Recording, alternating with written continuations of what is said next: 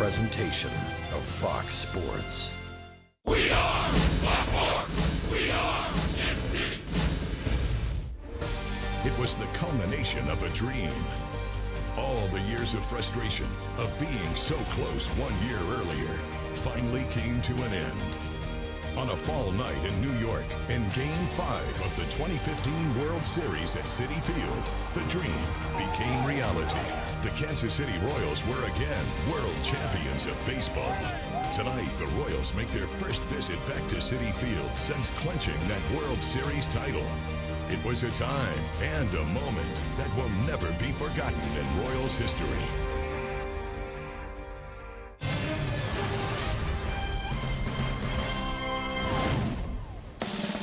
Royals baseball from Citi Field in New York. The Royals are back here for the first time in 7.5 months after beating the Mets in the 2015 World Series. Royals baseball is presented by Academy Sports and Outdoors. All 4 World Series victories were come from behind. The Royals tied the game in Game 5 of the 9th, and they came up with 5 runs in the 12th inning. Lorenzo Cain drove in 3 with that double, and then Wade Davis striking out Wilmer Flores to make it official. The 2015 World Champion Kansas City Royals. Hi, everyone. Welcome back to the ballpark with Rex Hudler. I'm Ryan Lefevre. Now, the players and the coaching staff, we just listened to Ned Yost, talked about moving on and turning the page. This is another series, so if they can't say it, we'll say it. Pretty amazing the last time we were here. Unbelievable. Now, Ryan, you were there. My team needed me and Joel at the Power and Light District, which was off the charts. That was so fun. The people there, they erupted after Wade Davis threw that pitch in there. But Rhino, for you guys, man, it had to be special to be in the atmosphere here, even though we all watched it on TV. Something special. And a matter of fact, it's hard to get these, and it's so fun to show off with them right now. But these things are so beautiful for a reason. They're tough to get. There were 2 awards that night. There was the World Series trophy, and then there was the World Series MVP. And that was Salvador Perez, who's been playing like an MVP lately.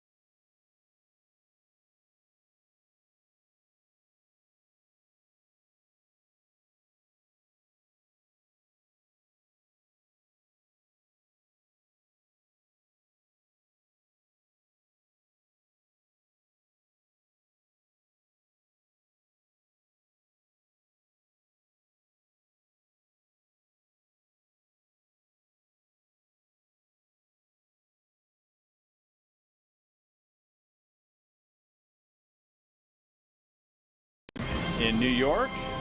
And here's our greater coverage of baseball, brought to you by T-Mobile. Here are the updated votes for the American League All-Star starting 9 with the designated hitter. Eric Hosmer and Salvador Perez still are starters. Lorenzo Cain has fallen to number 5 in the outfield. And nobody has more votes than Salvador Perez. No, and you know what? I think that the fans hit it on this one, Ryan. Look at this 11-game hitting streak. He's still lava hot. 9 of his 12 home runs with 2 outs. He's clutch. He's doing everything it takes, from catching and throwing guys out to hitting the long ball to getting the lousy single when they need it. He's on fire. Fans can vote for members of the bullpen, otherwise that might be filled with Royals. The Mets also have a strong bullpen. We'll compare when we come back.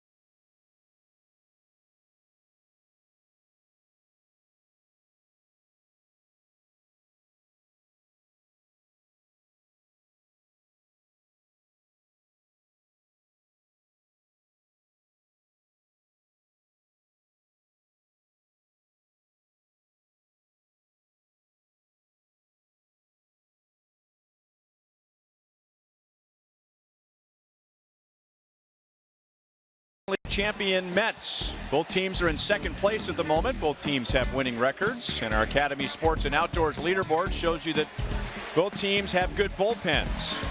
And these are two of the best teams in the major leagues in one-run games. We saw some close games in the World Series. The first pitch is coming up next.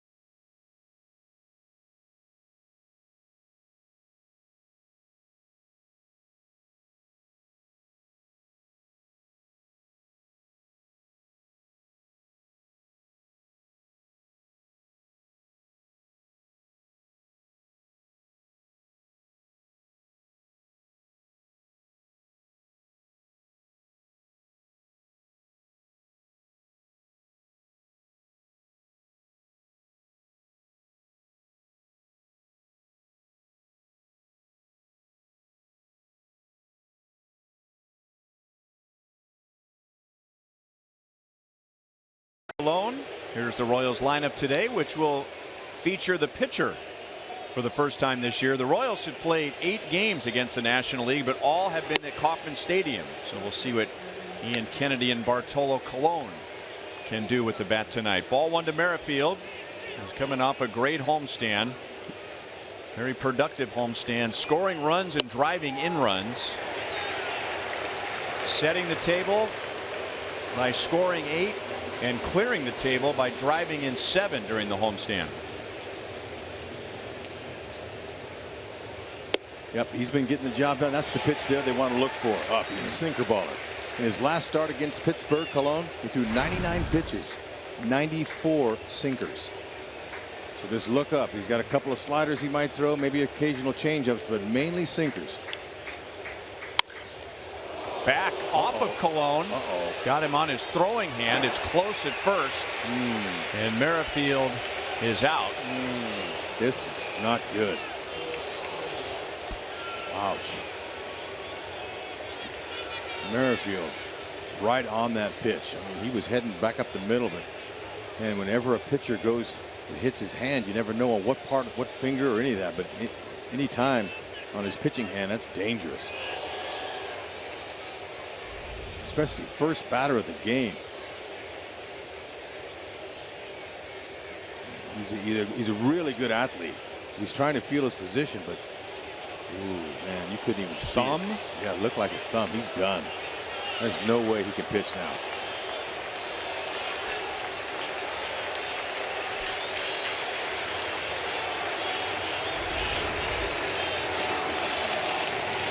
Oh, 4 pitches.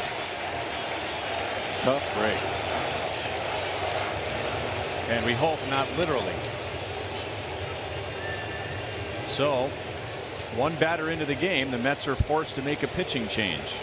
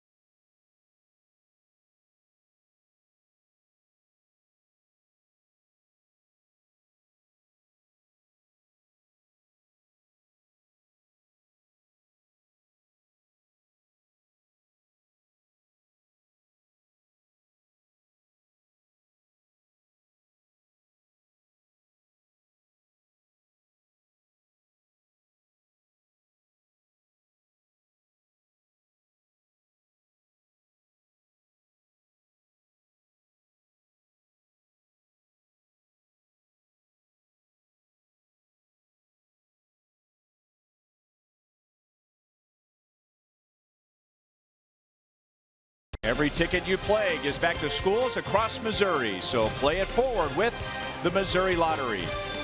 By Menards, save big money at Menards on all your home improvement needs. And by your Midwest Ford dealers, visit your MidwestFordDealers.com.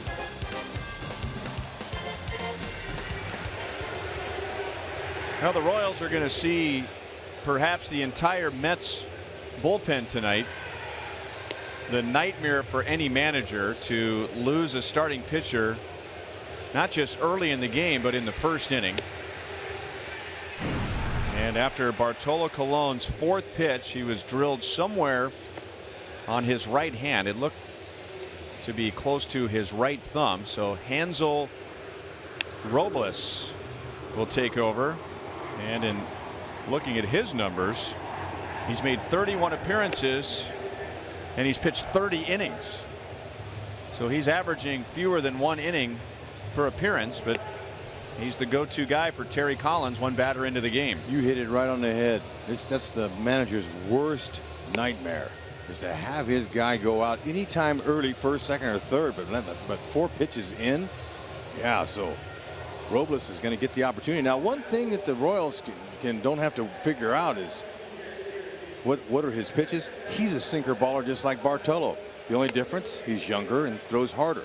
He'll average around 92 to 95 miles an hour with his sinker, slider, changeup. So he's got a really good sinking fastball, and he'll use it effectively on both sides of the plate. Whit Merrifield was down 1 ball 2 strikes, and then a pitch that was right out over the middle of the plate. You know, and yeah, somewhere around the thumb. Yeah, Bartolo Colon is a tough guy, and he's a heck of an athlete. People like to get on him because of his stature and everything, but this guy is one heck of an athlete. And when he reacted like that the minute it hit him, now look at him right here. He's trying to figure out himself what is wrong, what happened, but they won't know until later. But you know, he's able to hold his glove at least with his right hand. He won't be able to continue.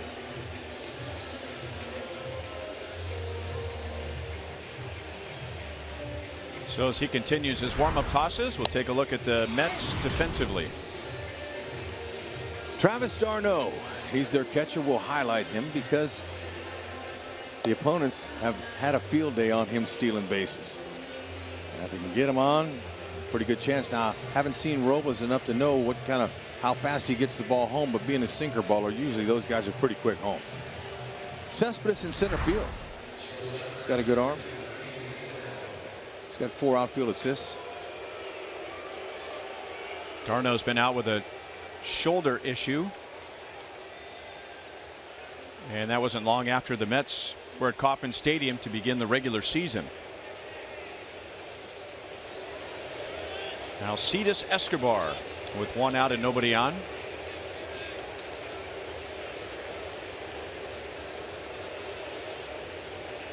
And boy, do we have memories of Alcides Escobar from the World Series. Not many of those. Taking a first pitch fastball for a strike. Of course, he opened game 1 of the World Series against Matt Harvey with an inside the park home run. And then the pitcher the Royals will face tomorrow, Noah Syndergaard, in game 3 sailed a fastball right by his head for the first pitch of the game. Yeah, and you know, I know a lot of Royals fans are wondering, with Syndergaard hitting for the first time since that incident, would there be any kind of drilling him or anything? I say absolutely not. The Royals got what they wanted. They got the World Championship, the first one in 30 years. And add insult to injury, the Mets had to open the season with the Royals this year. They saw the Royals raise the banner. They saw them get their rings, even though there weren't many of the Mets in the dugout on the ring ceremony. As in 0. Right.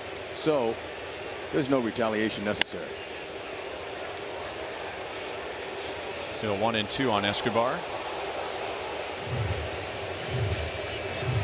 Syndergaard was supposed to pitch tonight, and the Mets changed their plans around 2 o'clock this afternoon and switched Syndergaard and Colon. And it would have been a little odd if Ian Kennedy had done some retaliation. He wasn't even with the Royals last year. Yeah, no, that's long gone.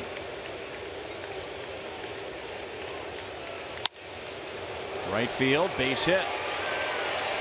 So Escobar was down in the count 1-2, and the Royals have their first runner.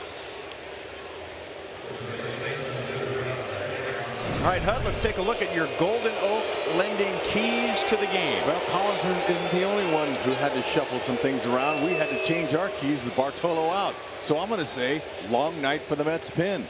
Believe that for sure. Kennedy needs a remedy. And one of the reasons, 3 out of the 4 Mets hitters in their lineup are hitting 400 off of him with some good power numbers. He's going to have to find a way to get through them. How about Haas getting some boos out there? Interesting. There were a few boos for Alcides Escobar, and I think it had something to do with what I described, but there were a lot of boos for Eric Hosmer. as his mad dash from third in Game 5 in the 9th inning. That turned that game around and was just the beginning of a big night. And from my experiences here in the Big Apple, whenever this crowd boos you, that means you're good. So that's a compliment. So then you got booed a lot here then, right? Well, they barely even knew my name. But look, having played 5 years in the National League and 5 in the American League, I got plenty of my doses of Mets fans in the Shea Stadium and then the old Yankee Stadium. They cheered for me because they knew I was an easy out.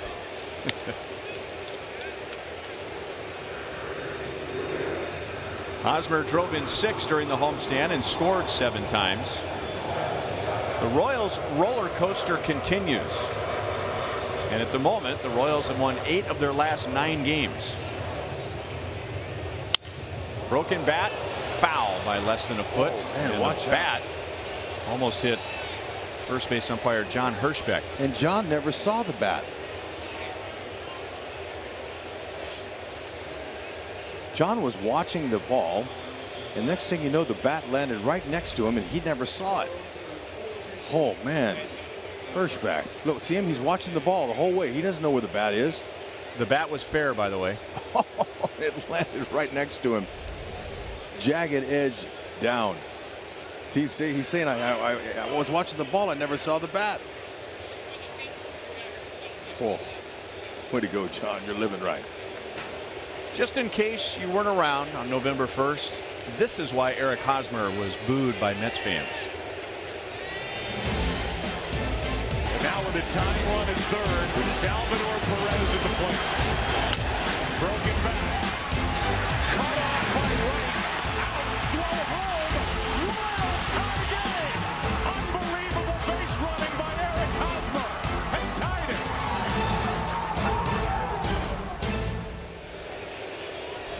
There you go. All history. I wonder during batting practice today, of course, after the first round of batting practice, guys run the bases and do a little base running drill. I wonder if he had any warm and fuzzies once he got to third base. The memories started rushing in. I think just getting here on the bus, or however Haas got here today, and you see Citi Field, that to just bring a smile to your face.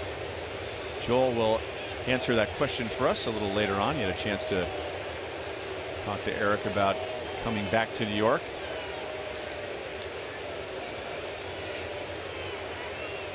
Escobar takes off and Hosmer fouls it away.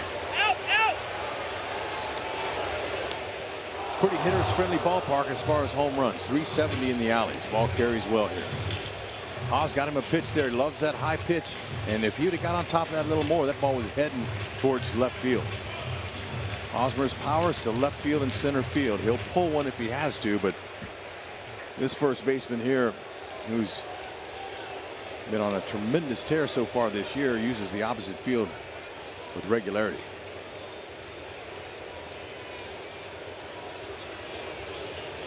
Escobar runs again, and it's fouled away again. Big crowd here tonight.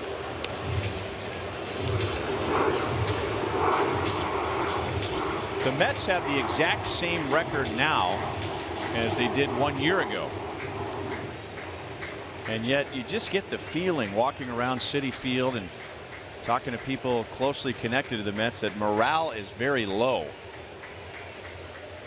Now they just got swept over the weekend here against the Braves. And they've had a bad time against teams with losing records this year. Again, Escobar runs. That's a strikeout. Oh, man. And a nice adjustment by the shortstop Cabrera to tag out Escobar. So Darno, just back from the disabled list, throws out a runner in the top of the first.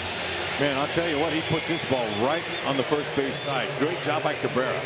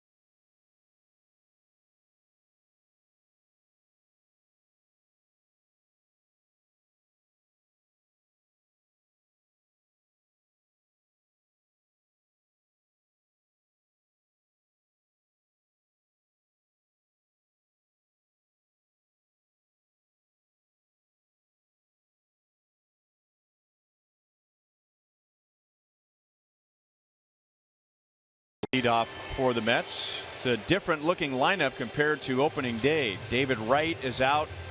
He had neck surgery. Wilmer Flores is at third. Lucas Duda is out with a stress fracture in his back. So the Mets acquired James Loney to play at first. Juan Lagares was just placed on the disabled list. And they got Travis d'Arnaud back tonight. He had been out with a sore right shoulder. All to face Ian Kennedy, who got off to a very good start on the road, but like many Royals lately has struggled away from Kauffman Stadium with an ERA of almost 9 in his last 4 starts. He has had some difficulty keeping the ball in the ballpark lately, and that is of utmost importance against this New York Mets offense. And that's how they score most of their runs. But it's up to Kennedy to take the baton from the great recent starting pitching that we've had a string of them. Even Chris Young had an outstanding start. And Kennedy, having faced a lot of these hitters before, knows what he's got to do. Stay down in the zone with his fastball. He's got a nice slider, change, and curve, all 4 pitches. But it's fastball, everything else plays off of it.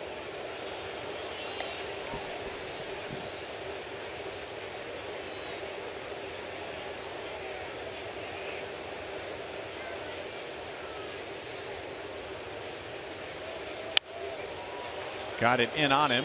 Granderson is down, 1 ball and 2 strikes. Granderson 3 home runs in the World Series. 12 at bats in his career against Kennedy. 5 hits, and that includes a home run. Again, tied him up.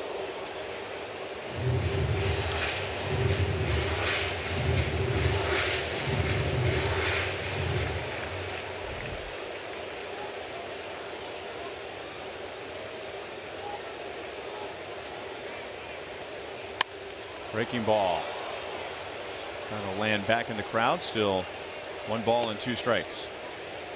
So you have 2 teams in this series, and they go at it completely differently on offense. The Royals rely very little on the long ball, and the Mets rely very much on the long ball. That is primarily their offense. 2 balls, 2 strikes.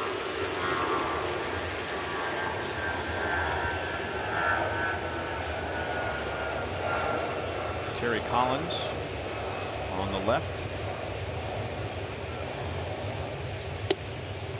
And the count goes from 1-2 to 3-2. Granderson has a good eye up there. He's done a good job for Collins in that leadoff spot.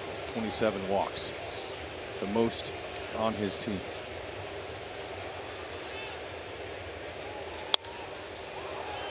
And he's doing a nice job. Leadoff hitters, his job is to really take as many pitches as he can. All these pitches he's fouling off here is a good plate appearance. Whether he is successful reaching base or not, he's already done milked 8 pitches.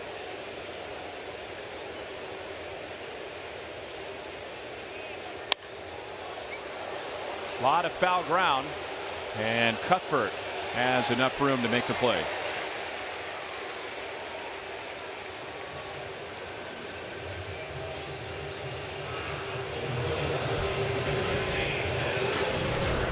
Our Ford Royals defense tonight for you. Yeah, the opponents have had some success in steals against Kennedy. But you know, when you have a catcher, Salvador Perez, who has one of the highest throwing out percentages in baseball, you don't worry too much about the runners. Merrifield, where's Whitley? He's at second base tonight. Playing Cabrera to a little bit of a pull. He's off the grass on the right side. Stolen base percentage is pretty good against Kennedy, but that's 7 attempts in 78 innings. Yeah. So they're not running very often. No, the Mets don't run. And typically home run hitting teams don't want to waste it out on the bases. And when you say the Mets don't run, you mean the Mets don't run. They have 13 stolen bases as a team.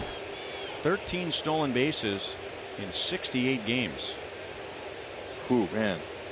You're going to have to find another way to generate some offense besides their power. Well, there's their power. Eibner to the wall, and he kept it in the ballpark. Or are they going to call it a home run?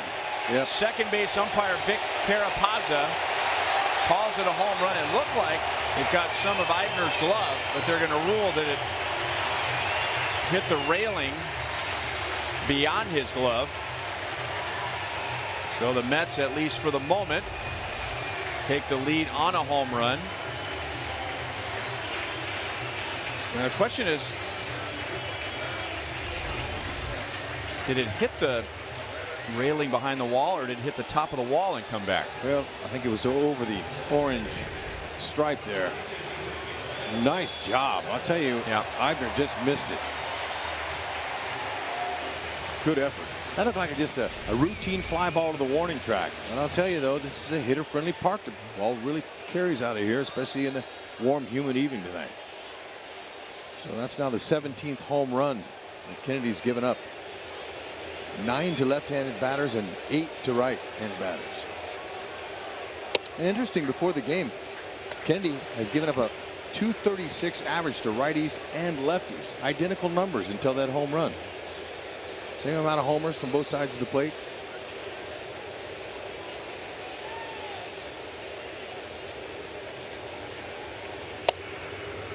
Outside to Yoenis Cespedes. So here's what we were talking about, our Kubota power stats for tonight. Now the Mets don't score a lot, third fewest in the National League, but 53+% of their runs come by way of a home run. And that is the most in the National League. The Royals rely on the home run for runs about 32% of the time. That's the second fewest in the American League. Well, it's contrasting styles, no doubt about it. They're trying to score runs. There's a strike. But you know what worries managers when you have an all-power team and no other way to generate runs? If you do get to postseason, how are you going to score runs for your team when pitching is dominant in postseason? And that's something that managers go, whoa, well, we got to find other ways. The Royals are successful because they don't use the home run, but they put the ball in play. And they can generate runs by steals, a little chopper as a base infield hit is a rally, a little doinker in the outfield is a rally. And you know, we've all witnessed their style of offense, so they're able to score runs no matter who's pitching. It's usually colder in the postseason, so the ball's not carrying, which will hurt a home run hitting team. And the Cubs last year, the Mets starting staff, as powerful as they are. Good scouting report. Merrifield is playing behind second base and throws out Cespedes. You know, the Mets went right through the Cubs. Cubs all swung for the fences, all those young hitters. So they were a power team last year, but then the Mets dominated them because they were able to blow it by them. They didn't have any other way to generate offense. 2 down to Neil Walker, who's having a nice year in his first season with the Mets after a long career with the Pirates.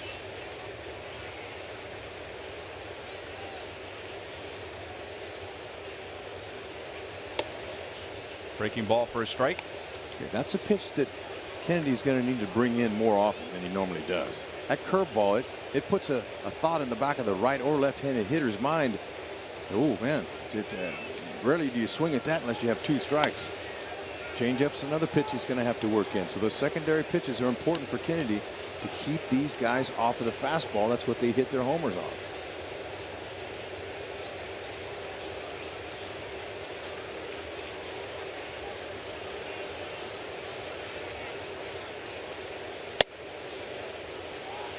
Two and one on Walker.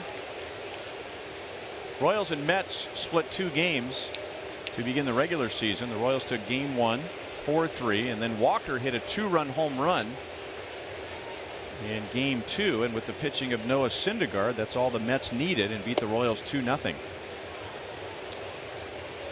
Well, Syndergaard is a different animal. All 3 of his pitches are all above average and all the best in the majors as far as velocity goes.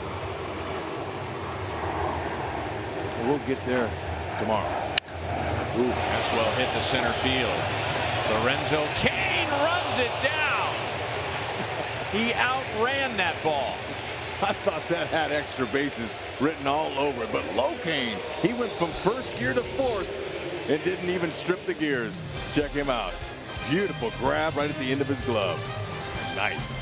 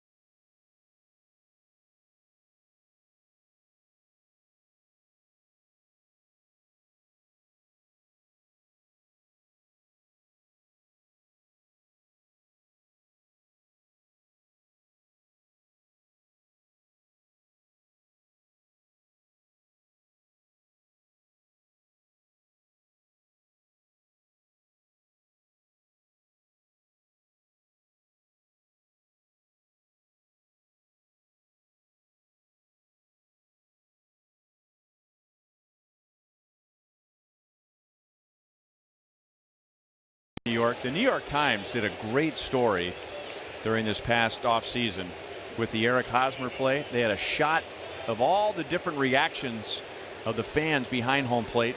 Some, like George Brett and his wife Leslie, were cheering. Most New York fans, had their hands covering their face. And they interviewed all the people and asked them, what they were thinking when they saw Lucas Duda's throw sail up against the backstop. Look at the crowd. Check out the crowd. Look at all the Mets fans. What? They went to their head. Everybody went to their head. Oh no.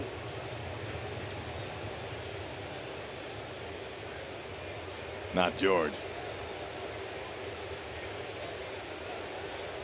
Lorenzo Cain just made a great play on Neil Walker for the last out of the bottom of the first inning, and now he begins the second with a single to center field. Lorenzo scored the winning run in the 13th inning on Sunday. He got most of that day off, and then there was the scheduled off day yesterday, so those fresh legs helped out in making the play on Walker. Sure did. Our most trusted players, brought to you by the most trusted brand, Honda. The Royals have several significant hitting streaks. 3 of those guys in the lineup. No Kendrys Morales with the National League rules. And leading the way is Salvador Perez. And it would take all night to go over all the Royals who made big contributions during the homestand. But Salvador Perez against the Indians and the Tigers had 14 hits during the homestand, 3 home runs, 8 driven in. Yeah, and he's still in the lava hot category, if you ask me.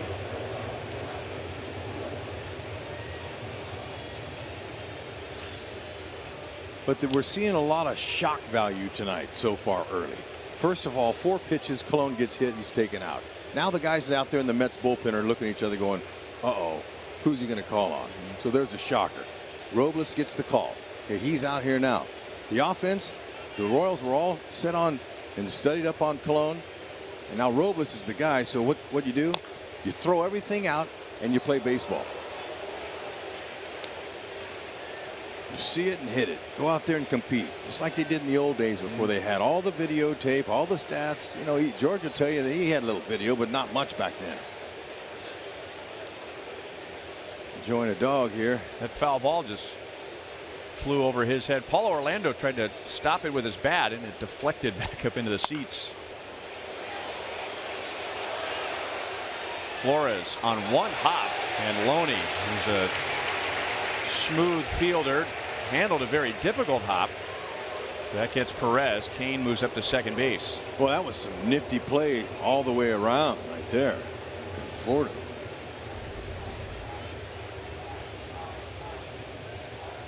Flores. Look at that. Former shortstop there. He handled that with no problem. But Loney is one of the best fielding first basemen to not get a Gold Glove. Look at how he stays with this ball. Use some soft hands there to keep it. But Salvi got him over. Royals are hitting .278 now with runners in scoring position. That mark has climbed up immensely since that homestand they just came off of. And it just so happens the guy hitting here has got the best average with runners in scoring position on the team. Paulo's hitting .486 with runners at second base and beyond this year.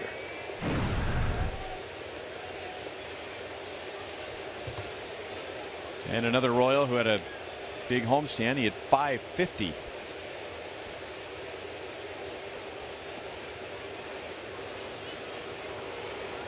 Hansel Robles.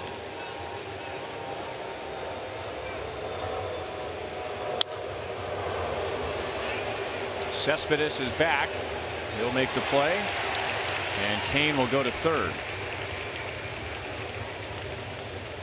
2 down.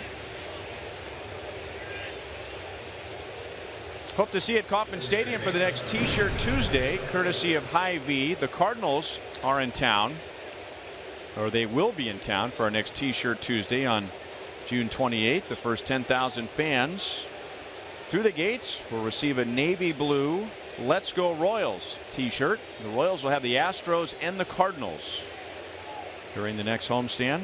The Astros Friday, Saturday, Sunday. The Cardinals next Monday and Tuesday, and that's a 4-game series that continues in St. Louis the following Wednesday and Thursday. Well, I'm not seeing a whole lot of sinking fastballs from Hansel Robles. That's what he's supposed to throw. But at 95, sometimes that's thrown too hard. It doesn't give the ball a chance to sink. Slider and changeup. He got Haas on a really good changeup. Strike him out, but I didn't see a lot of sink to that either at 93. Of course, the shock value for him, he wasn't quite prepared. So he's just going to come out there and just pitch the ball, just like the hitters are going to try to see it and hit it. Not a lot of prep work for a starter. For a surprise starter.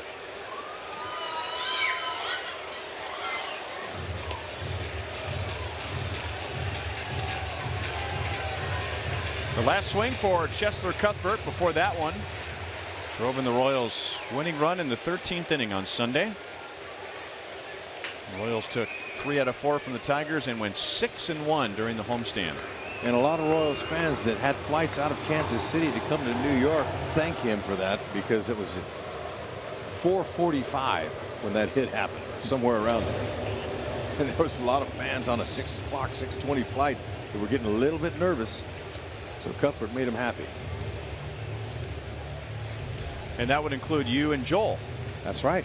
Now look at this. You guys made your flight. We did. We just barely made it. I told the lady at the gate, hey, look, I gotta, my buddy's coming, my partner's coming. When's the last time your last minute to close the gate? She says 5 minutes before the flight leaves. Okay. So hold it for my buddies. But Joel made it in time because of Cuthbert's hit.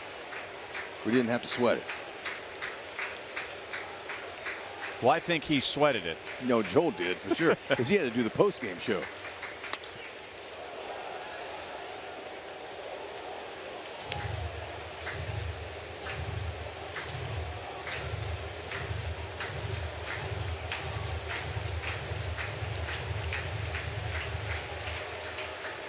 Robles has gone as many as 2 1/3 innings this year and 3 innings in his career. He's had a mixture of 1/3, 2/3, 1 inning, 2 innings this year. So he's been a man of many roles for Terry Collins, and his role tonight was to come in and replace Bartolo Colon after 1 out, after Whit Merrifield hit a line drive off of Colon's right hand.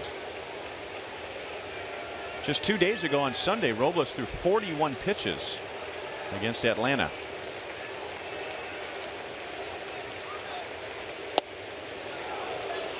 You know, I brought this up to you during the Tigers series that there have been a lot of at-bats, or a lot more at-bats like this for Cuthbert lately. When he's fallen behind in the count early in the season, he'd be behind in the count, and then the at-bat was pretty much over. But lately, even if he's down 0-2, 1-2, more times than not, he has gotten himself back into a favorable count. But a slider puts him away. 2 strikeouts for Robles, and the Royals leave Kane at third base.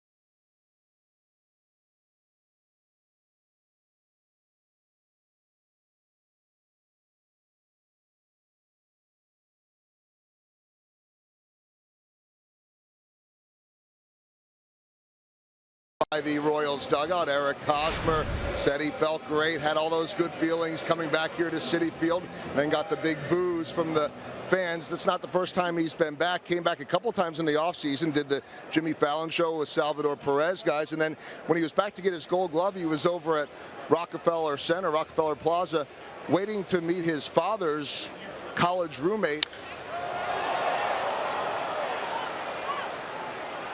We're good, Joel. Go ahead. Yeah, we got Lorenzo Cain out there. That's a can of corn for him. Well, he's standing there, and his father, Mike, was college roommates with Harry Smith, the national anchor on NBC. And so as they're waiting for him, a policeman comes up to Hosmer and says, "Excuse me, sir, you can't stand there. It's not allowed." And Hos said he was a little bit rattled and figured he was doing something wrong. And then the cop turned to him and said, "Nah, I'm just kidding. I'm a Mets fan. Congratulations and welcome back to town." So that was a nice New York greeting for Hos, but he said he had the same feeling as everyone else coming back in here. A lot of memories and nostalgia. Just starting with the bus ride over here. Yeah. Brought back memories. Yeah, that's great. Folks up here got a great sense of humor.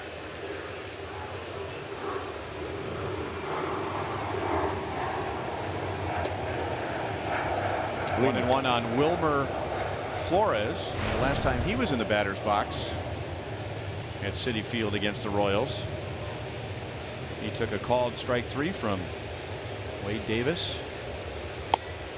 And then Drew Butera. It was funny reading a story about Drew and his memories of that final out.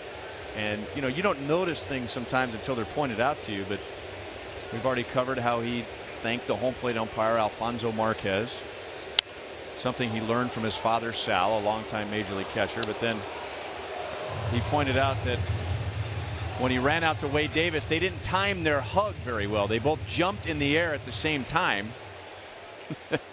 And then he bumped into Flores.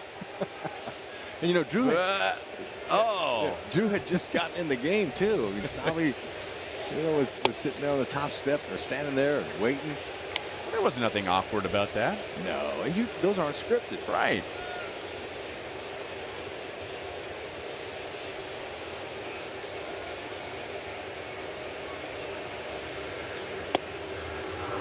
Three and two. I mean, it may not go down in the leaping into each other's arms Hall of Fame, but considering the circumstances, this will pass.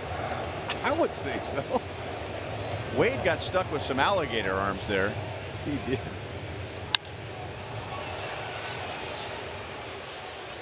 Easy play for Paulo Orlando, and they're 2 down in the second inning. What's interesting about the swing that Flores just took? Watch him blow a bubble in mid-swing.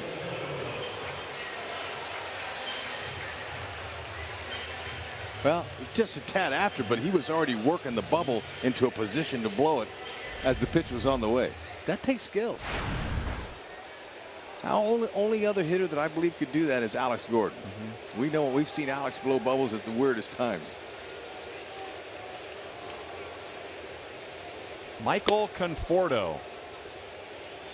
He was impressive in the World Series, hitting a couple of home runs, both of which came in Game 4, the only game the Mets won. Lately, he's really been struggling. And there was some talk about if the Mets weren't already depleted somewhat because of injuries and other struggling hitters, that he might be back in AAA, putting the pieces back together. Oof.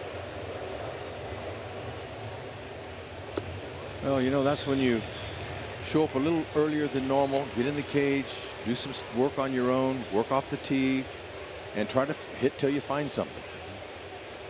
And then something clicks in game, and then you go, all right, that feels better. Now that muscle memory is coming back. 3 balls, 1 strike. Very few hitters can just say, I'm not even going to show up today. I'm just going to show up at the game time. Maybe Miguel Cabrera or Victor Martinez. So the game's too tough to play and to hit. Ian Kennedy gets 3 fly ball outs. Loney, Flores, and Conforto. With the Asdrubal Cabrera home run, the Mets lead 1-0 at the end of 2.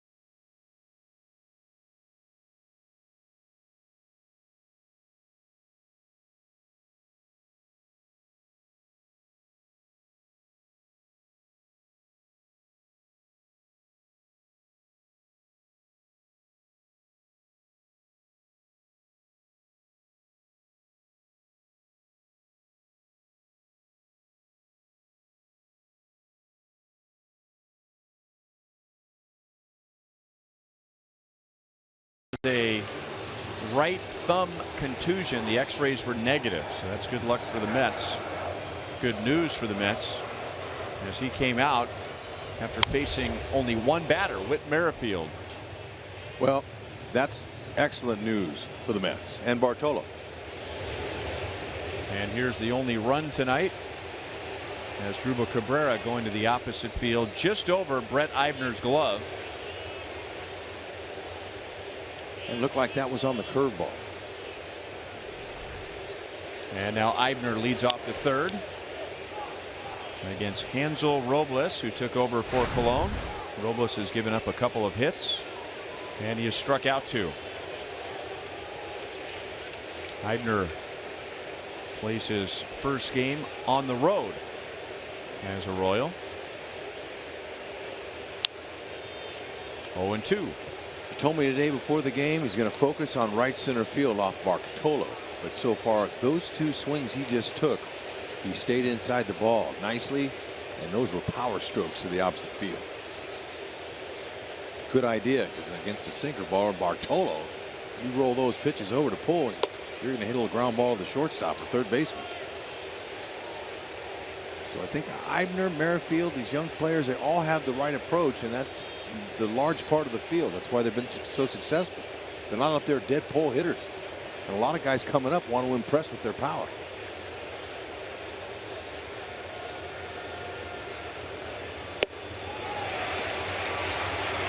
Three strikeouts for Robles. That's his first with a fastball. One away in the third inning.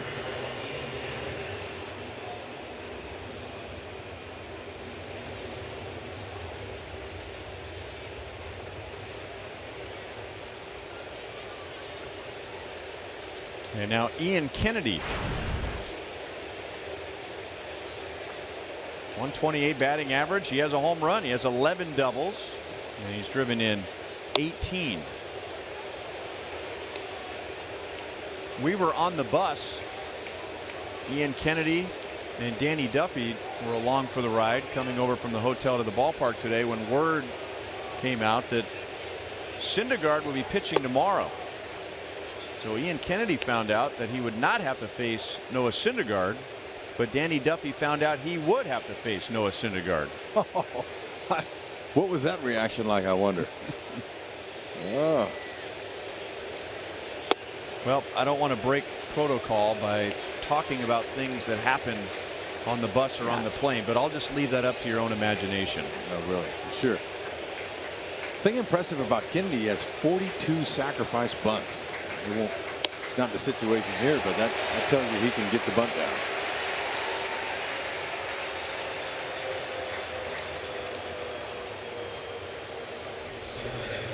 There's Alex Gordon playing for the AA Northwest Arkansas Naturals. Our University of Kansas Hospital injury report. He's played 2 games. He is 3 for 6 with a double, a home run, and a walk. Looking good. He looked good before he even went out on his rehab. When he was swinging the bat in batting practice, looked strong.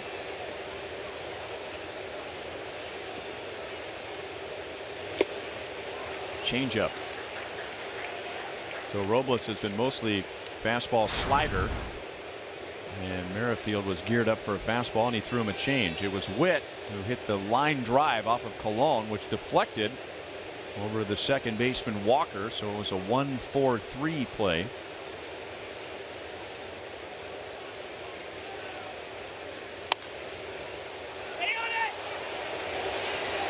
Loney over by his own dugout, and it's back into the first row. X-rays were negative on Colon. Man, I tell you, that looked like it had a break all over it. Remember that ball? I bet the exit speed was somewhere in the mid-90s, maybe more. Let's check it out. He didn't have much time to get his glove there. All right, back at you, big fella. The oldest active major leaguer, Bartolo Colon, 43 years old. Loney into foul ground. And even with the bad luck on the mound, the Mets have gotten 3 scoreless innings so far.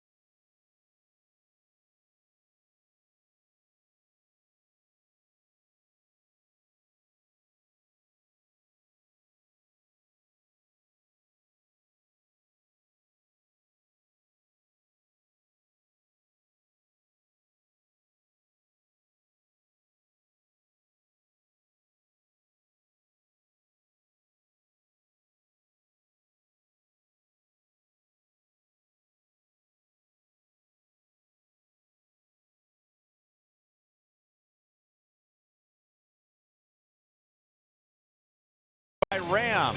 Come discover great deals during the Ram Drive and Discover event.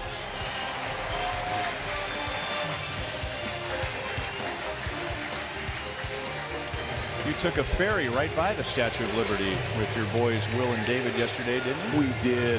I tell you, it's so fun to be able to bring your family that has never been to the Big Apple before, you know, and they read in their school books and other thing about all the cities in the country. But New York with the Statue of Liberty, it was really great. We had that off day yesterday. We did almost everything you can do in the amount of time we had. They loved Times Square. I mean, especially at nighttime, right? Oh yeah, but then daytime, nighttime, I kept asking them, what do you guys want to do? They kept saying, Dad, let's go back to the square, Times Square. Let's go back there. The people were interesting to watch. All over the world, different languages being spoken. Just sitting down watching the people it's enough entertainment for the whole night. 2-1 on Travis d'Arnaud. You got a nice ovation as he was announced back from the disabled list tonight, out with a sore right shoulder. He was not hitting much when he went down. You see the 196 batting average. The Mets as a team hit 234.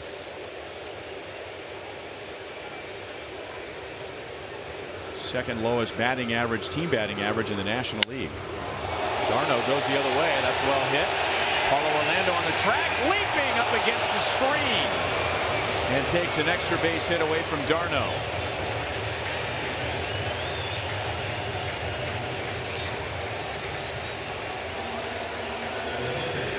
It's two good plays in the outfield for the Royals in 3 innings. And that high fastball, he went with it. He thought he had something special there his first time back, but nuh-uh. He hit it to the wrong part of the park. Paulo.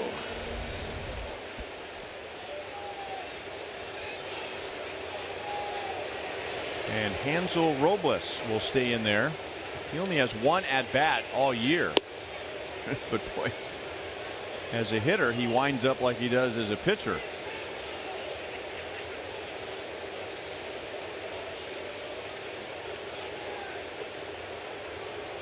And the 1 at-bat that he has this season is his only major league at-bat.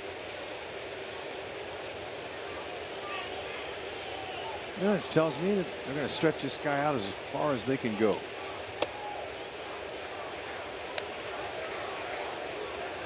Looks like he has an idea to hit with that front leg open. Looks like he's hit before. No batting gloves. Right. I just saw the number on the knob of the bat. He is using Bartolo Colon's bat. Hey, now Bartolo, he has 3 hits this year. One of them a home run off of James Shields. Pretty good eye. 2 balls, 2 strikes.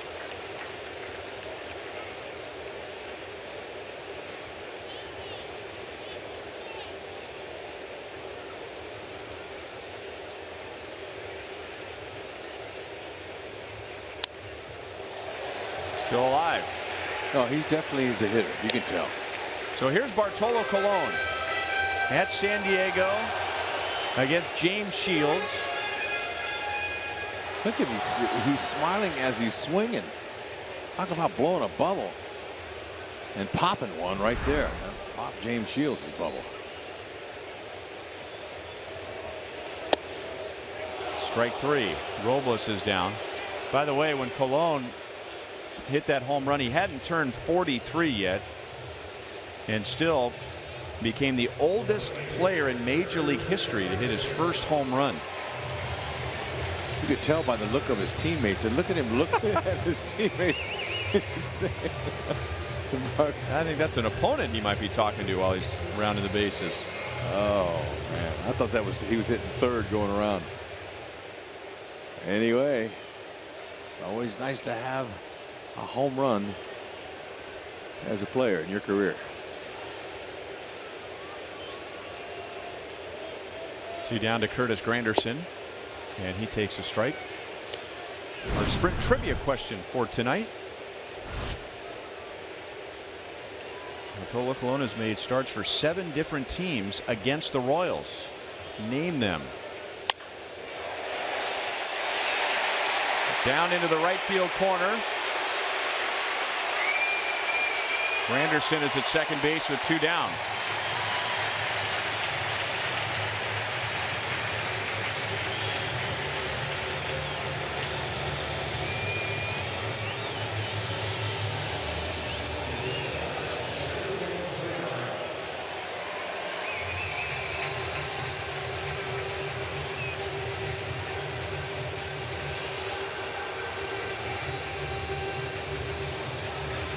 Just the second hit allowed by Kennedy. The first was the home run by Asdrubal Cabrera, who digs in with a man in scoring position.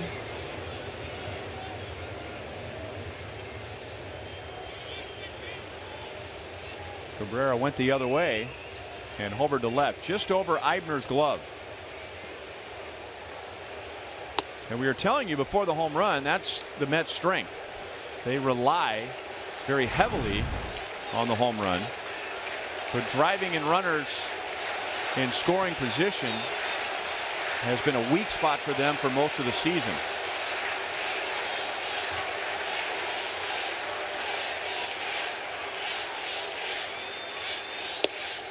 Changeup fades outside. 1 ball and 1 strike.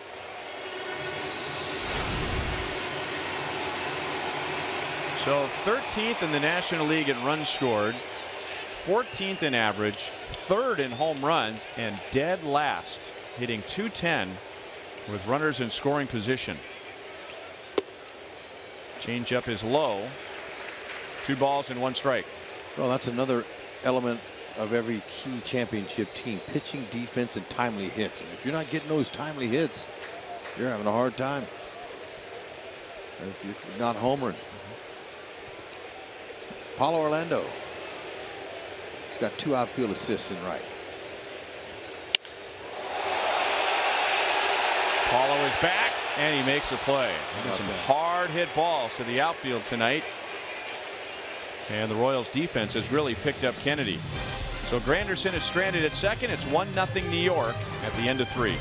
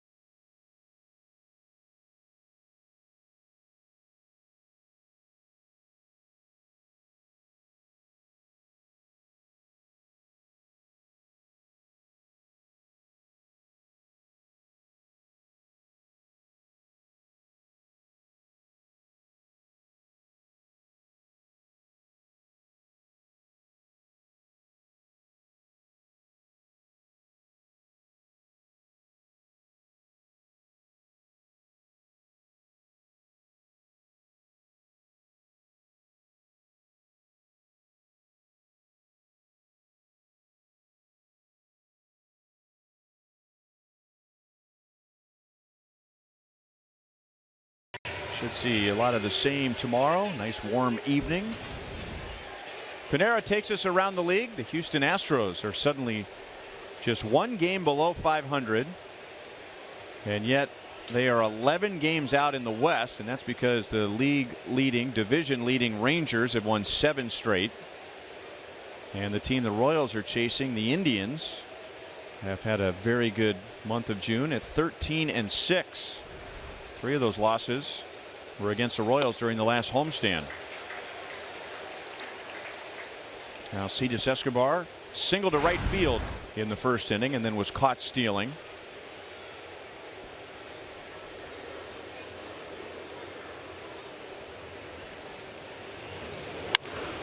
That's well hit to right center field. Granderson a long run and he won't get it. Escobar checks in at second base with a leadoff double. Good to see Escobar on base and good to see Escobar using the opposite field. It is, and he drove that with some authority right down the middle. He didn't want to miss that, that's for sure. Yeah, barely picked up his foot. Dale Swain has been working on Escobar to try to calm his lower half down. Just go up there and see it and use your hands. Start from just the basics. Don't load up, because what are you loading up for, Esky? You might hit a home run this year, you might hit a couple. But look, that's not going to help us. Slow the lower half down and trust the hands. Time for Haas to go to work.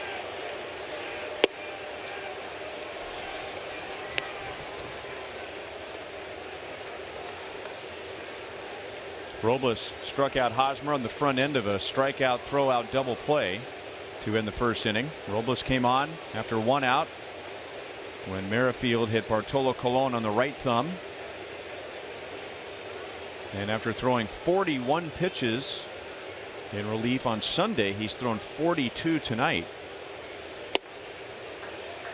1 ball and 1 strike. And he's going to win some brownie points for Terry Collins, his manager. Come in out of nowhere and just say, hey, look, you're my guy, let's go.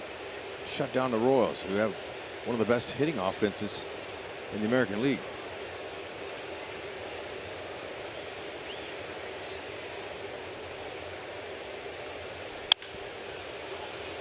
Outside of first base, 1 ball, 2 strikes.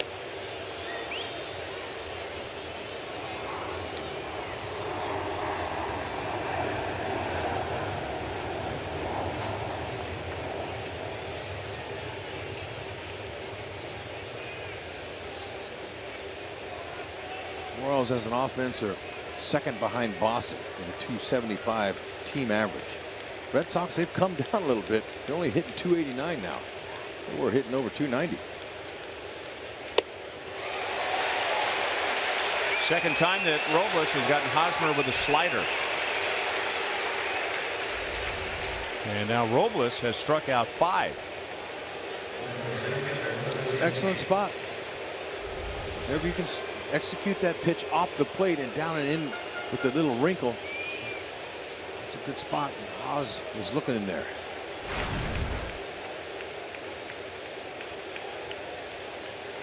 Five strikeouts and the equivalent of 3 innings. Got the last 2 outs of the first, scoreless second, scoreless third, and now 1 out in the fourth. So he's tied his career high, Robles has, with 3 innings pitched. Walker giving some ground, trying to keep Escobar close. Lorenzo Cain likes to use the whole field, especially in a situation like this. He's hitting .324 with a runner in scoring position. And he needs your votes. Lorenzo, for most of the dates when the votes have been released, has been in the top 3, and now he's dropped down to 5th, passed by Mookie Betts and Mark Trumbo, but still within striking distance. Eric Hosmer and Salvador Perez still lead at their positions. Darno wanted that fastball up. 1 ball, 2 strikes on Cain. So vote Royals at Royals.com. You can vote up to 35 times, including a maximum of 5 ballots cast in any 24-hour period. Got 9 more days, folks. June 30th is the deadline to get the votes in.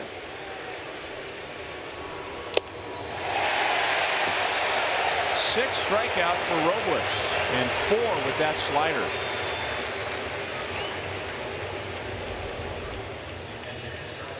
He's got it working now. That's exactly where you want to put that. So close to where the hitter with 2 strikes on him. Lorenzo Cain, he's thinking right field, but that's 4 or 5 inches off the plate when it started out over the plate.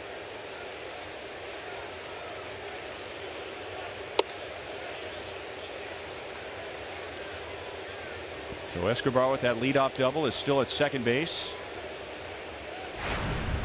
Salvi grounded out to third on a good play by Flores on one end of the diamond, and Loney after the throw on the other end.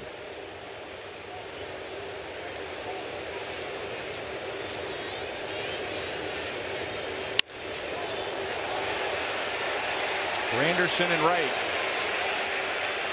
And Hansel Robles coming on after 1 batter has held the Royals scoreless on just 3 hits, and he has struck out 6.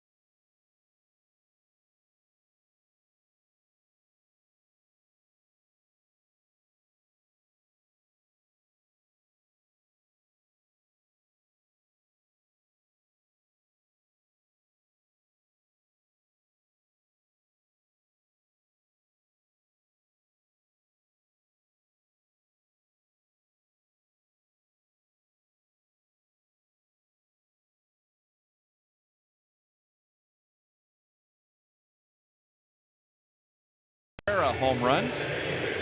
Time for a Mazda game break. It was 30 years ago today that the Royals signed Bo Jackson to a 3-year contract. That same year, Bo got to the big leagues for the first time. The scout that signed him was Ken Gonzalez. And Kurt Nelson of the Royals Hall of Fame the other day on Father's Day, we were talking about father and son combination in the big leagues. And Kurt reminded me that Ken Gonzalez, who signed Bo Jackson, his son Colin is now in the Royal system as a scout. 30 years ago today. Great pick. Bo Jackson, one of the greatest athletes ever. Blasted to deep center field. Kane back, gone. 2 home runs for the Mets. And for Cespedes, that is number 18.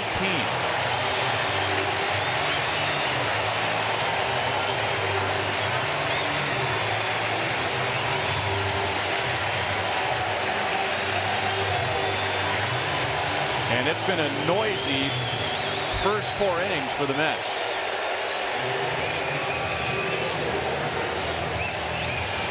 Two home runs, but several hard hit balls to the outfield. Yep. Pitches are up, and the Mets are looking up. They're not looking down, seeing him down. They're looking up. And they're getting some pitches. Kennedy's going to have to try to work his way down with his secondary pitches. They're mixing them up. That was a pitch that was up. Kane makes a nice running play to take care of Walker. Kane made a great play on Walker in the first inning. So he's taken potential hits away from him twice. Salvi's got his target down low, and he missed up high. Right out over the plate. He knew he got it. Cespedes. 18th homer of the year for him. Yeah. O'Kane said, I'll save that one. There's no chance. Bring that one back. Well, we talked about it before the game. This is how the Mets score their runs. So the whole key for today and tomorrow will be for the pitchers to keep the ball in the yard. Loney flied out to center field in the second inning.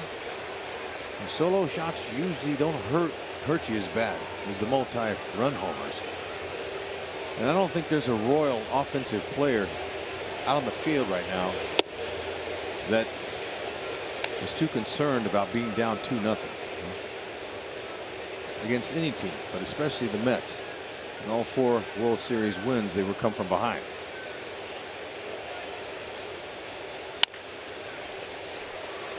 Merrifield gets there, and even though Loney doesn't run all that well, he is on with an infield single. A great try there by Witt.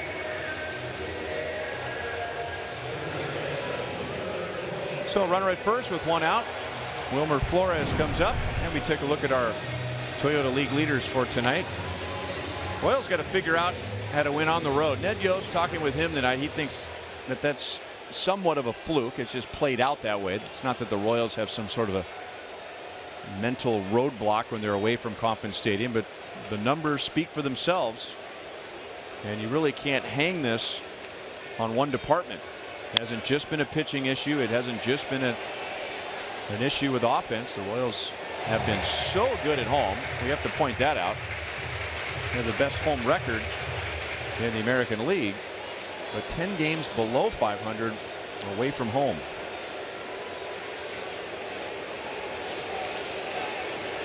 Flores flied out to Orlando in right field in the second inning. Foul tip. No balls and 2 strikes. Well, sometimes, you know, when it comes to splits like that, home and road, it's difficult to put a finger on. But you mentioned it. The numbers aren't going to lie. They haven't been pitching and they haven't been hitting. So, you know, for reasons unknown outside in other ballparks that fans are against you and you're not getting any love. But they're used to that. That's baseball. Yeah, the Royals had the second best road record in the American League last year. Yeah. So it's not like there's some intimidation involved or being uncomfortable on the field away from Kauffman Stadium. A win tonight would be huge for them. Just a short little 2-game road trip, because you know they're going to have their hands full tomorrow against Syndergaard.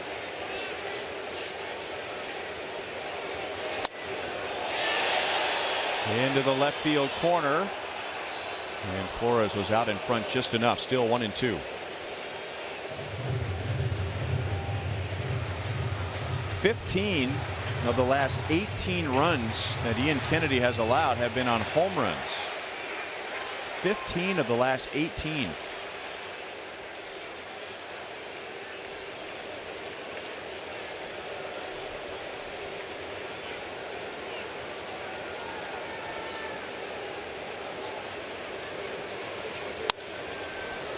Got it down around the end of the bat.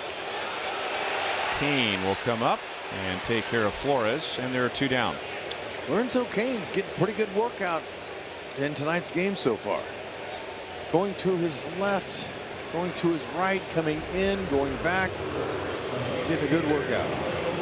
You can hear him calling for it all the way up here. You could? I heard it. I actually did. Well, that was before the jet airliner went over.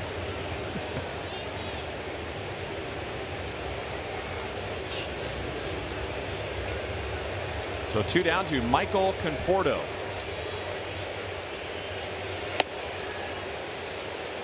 Conforto was a great story last year for the Mets. You know, he was their first-round pick just 2 years ago.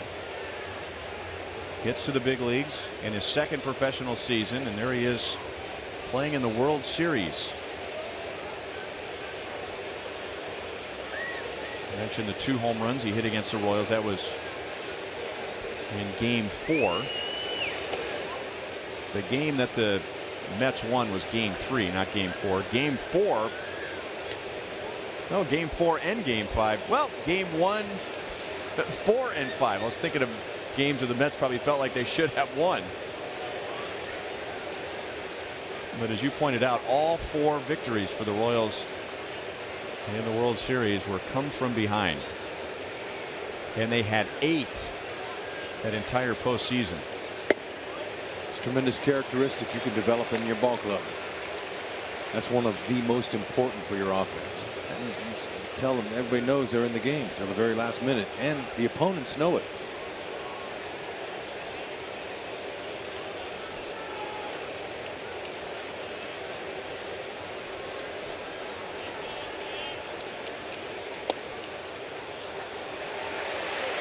Four-pitch walk, and that brings up the catcher d'Arnaud. That's Kennedy's first walk.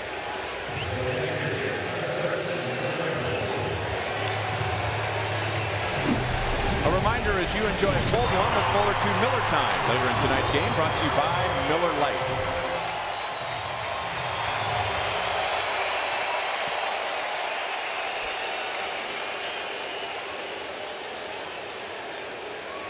Well, at least Hansel Robles is most likely done for the evening, so they can get him out and work on somebody else.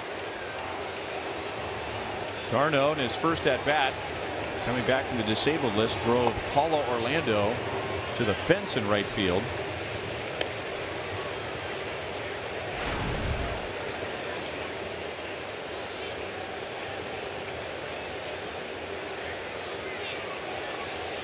Mets have hit 2 home runs for a 2-0 lead. And they've also lined deep to the outfield 3 times. They caught the inside. 1 ball, 1 strike.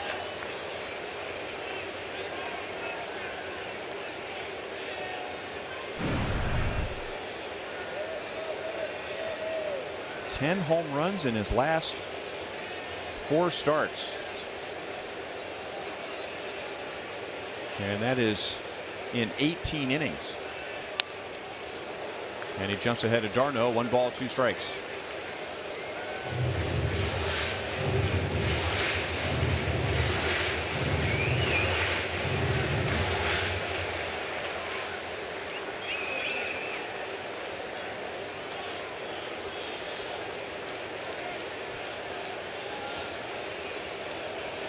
You know, I believe, the Royals knew that Kennedy was prone to the long ball when they signed him.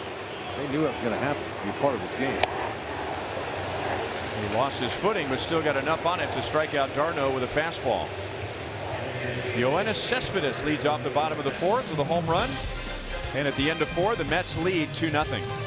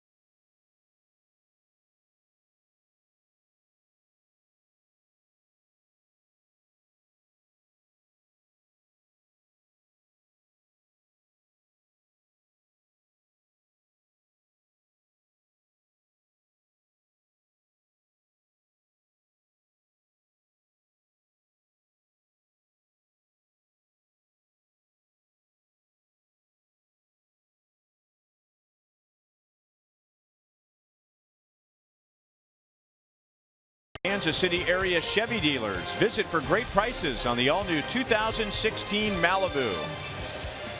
By Panera Bread, food as it should be with 24 KC Metro locations. And by Academy Sports and Outdoors, right stuff, low price every day. Solo home runs from Asdrubal Cabrera and Yoenis Cespedes gives Hansel Robles and the Mets a 2-0 lead.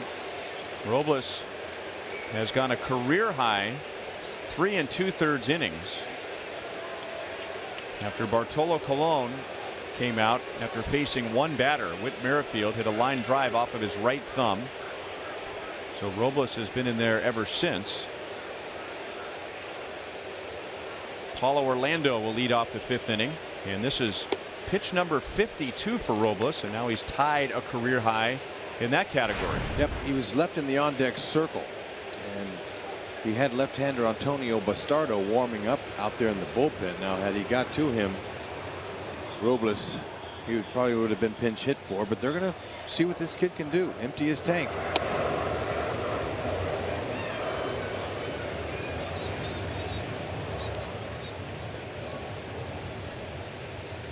Paulo flied to center field in the 2nd inning. Chesler Cuthbert and Brett Eibner will follow. Then the pitcher's spot.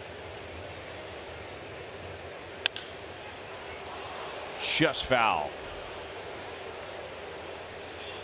Third base umpire is DJ Rayburn, and he did not react immediately. He took a long look at it and thought about it for a moment before he threw his hands in the air.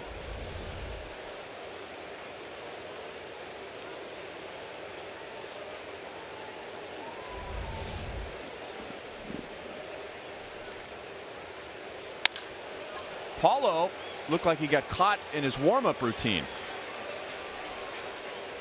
Robles, I don't know if he quick pitched him or not, but Paulo was not set with his hands, and so he had to react quickly and use his hands and got a base hit. And sometimes that's a blessing, really, because you're just up there to react. And he pulled his hands in so nicely on that pitch. He loved it. The ball was up, his eyes lit, got big, and he said, you know what, I can hit that. Stayed right on it, pulled his hands in and raked it.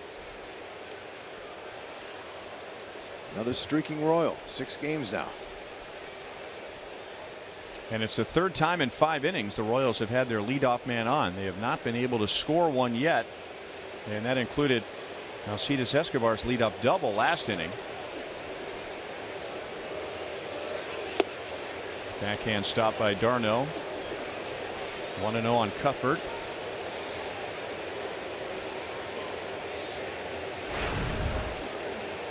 Chesler was down in the count first and then worked a full count against Robles, who struck him out with a slider, and that was with Kane at 3rd to end the 2nd inning.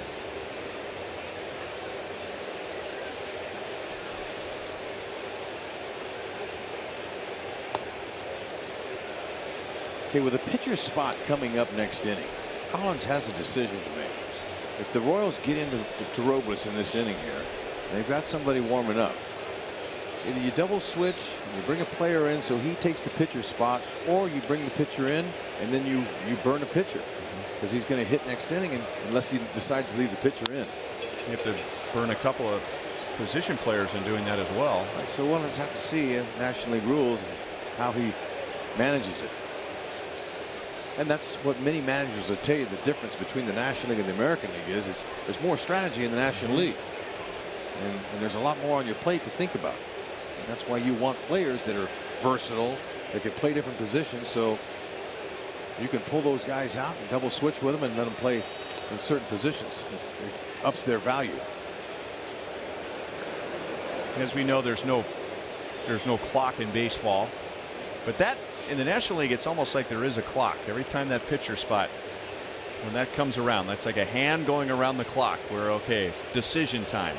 What do I do when that spot comes up? And the manager, he's cognizant of that area, especially in the time of the game they're in the score.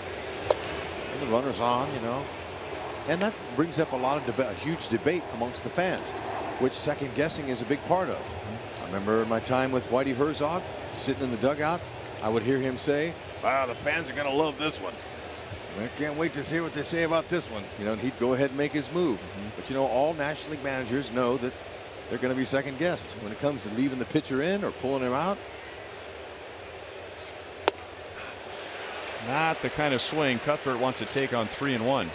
There was a game in St. Louis last year. I don't remember if it was the makeup game or our original trip, but the Royals had a rally very early in the game. Chris Young was pitching, and Ned Yost felt like that was the best opportunity to score some runs. And I want to say, I remember Chris Young came out in the 3rd or the 4th inning and wasn't pitching that poorly.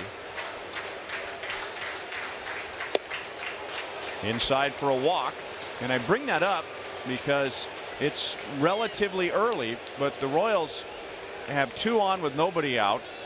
Eibner's coming up, then Kennedy, and you know that that's crossed Ned Yost's mind in the top of the 5th inning. What if the Royals have the bases loaded and nobody out? Does he make the switch early with Kennedy? We'll see. Holtze looked it up. It was the makeup game. It was in the 4th inning when Ned made the switch. Kia puts us in the driver's seat, and Hansel Robles, a career high 3 2/3 innings, a career high 61 pitches. He has struck out 6. That was his first walk to allow Cuthbert, and now Dan Worthen is out there to check on him. Brett Eibner will come to the plate. Worthen's a veteran guy, been around a long time. You could tell by the way that the pitcher Robles reacted when he first came out there. Worthen said something funny to loosen him up, to keep him relaxed, saying, hey, look, come on, you're a huge part of this game right here. Get this hitter out, and we'll come get you maybe a little bit later. Let's see what he does. Not expecting a bunt here in this situation. I wouldn't anyway. I mean, Eibner, he's got power for this field, opposite field power. I'm not going to take his bat out of his hand when he can give the Royals the lead with 1 swing.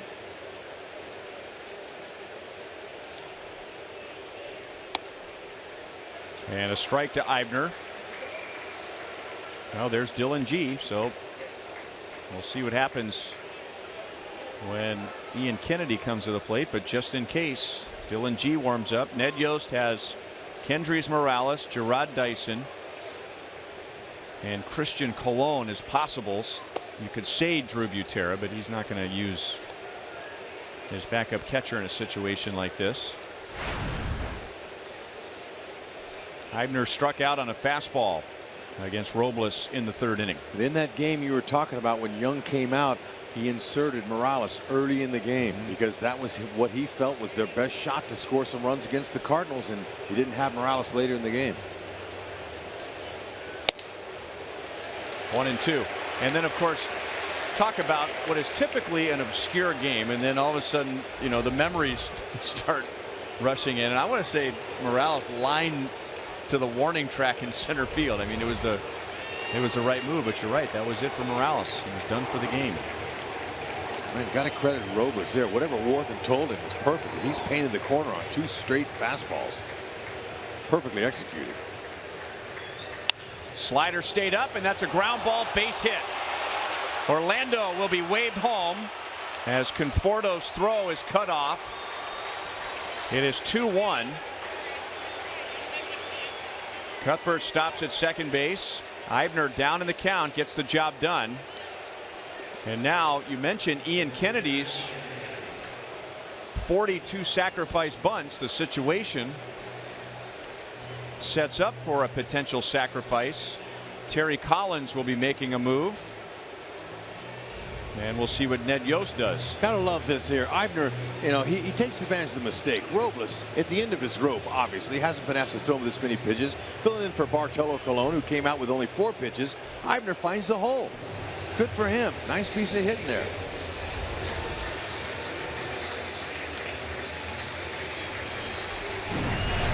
So a Chevy call to the bullpen as Eric Goodell takes over for the Mets. Nobody out, 5th inning.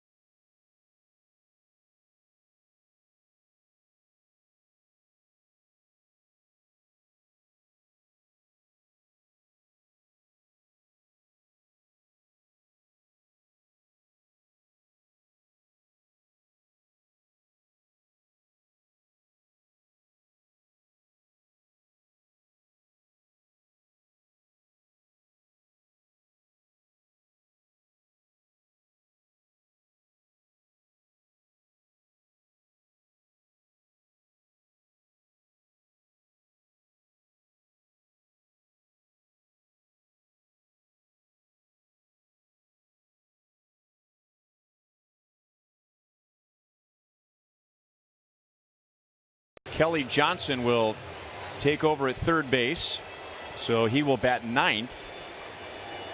And now the pitcher spot is the number 6 position, and it's right-hander Eric Goodell. Will be facing the Royals for the first time. And those aren't the only changes. Here's what Hud was talking about. National League game. Here's where you're open to a lot of second guessing, and there was a sacrifice situation set up for Ian Kennedy, who has 42 in his career, but he's got a hitter on the bench, Ned Yost does, who has an 8-game hitting streak, and Ned sees a scoring opportunity, and he's going to go to Morales. Okay, so we just talked about that. Right on, you're right. And the situation was a good sacrifice situation for Kennedy had he left him in. But the way that the Mets have been hitting Kennedy around a little bit here, I mean, not to a big tune, but still, he's going to go to Morales early. And Morales is prone to hitting into double play balls, so hopefully he's thinking left field and won't roll over on anything in. And that's exactly what Goodell wants him to do.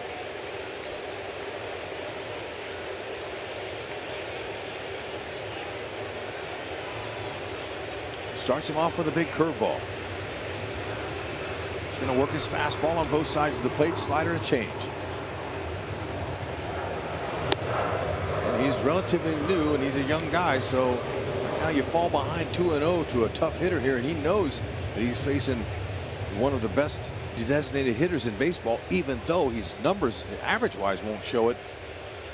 He certainly has that potential. Ned going to him early. Make it count.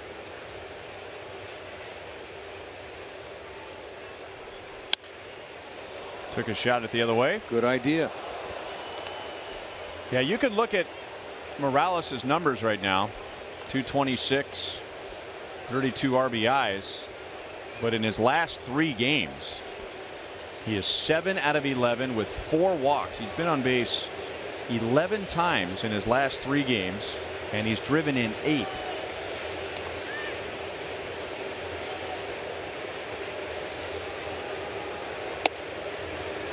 2-2. Took a good one there. Now, if you're a role player, an extra player, and you're in a National League ballpark, you can kind of mess around the first 2 or 3 innings, but then you still got to start paying attention to the game, the pitcher, and knowing your manager when you're going to come out there and pinch hit. So Morales, obviously, he was ready to go. 2-2. But he tries to get him out of the zone here. Right thinking. Morales is thinking right.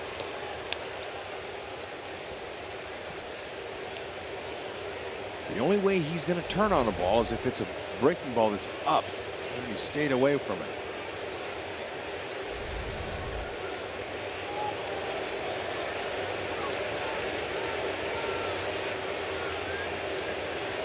Morales 0 for 1 off the bench as a pinch hitter this year.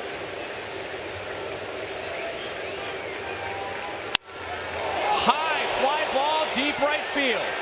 Granderson back, and he makes the play with his back up against the fence. Man, that's the pitch he wanted. It's the swing that he wanted. And there have been some noisy outs to the warning track tonight. And just like that Cardinal game we were talking about, the identical thing happens here. Morales comes in, big situation, got a fastball, didn't quite barrel it because it would have been way out of here. He hit it off the end of the bat. Thought he had enough, but the ball just stayed in. And they don't get a run out of it.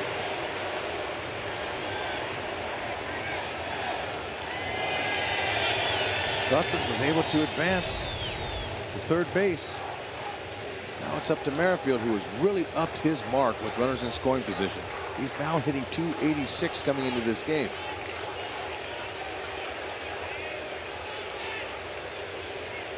Let's see him.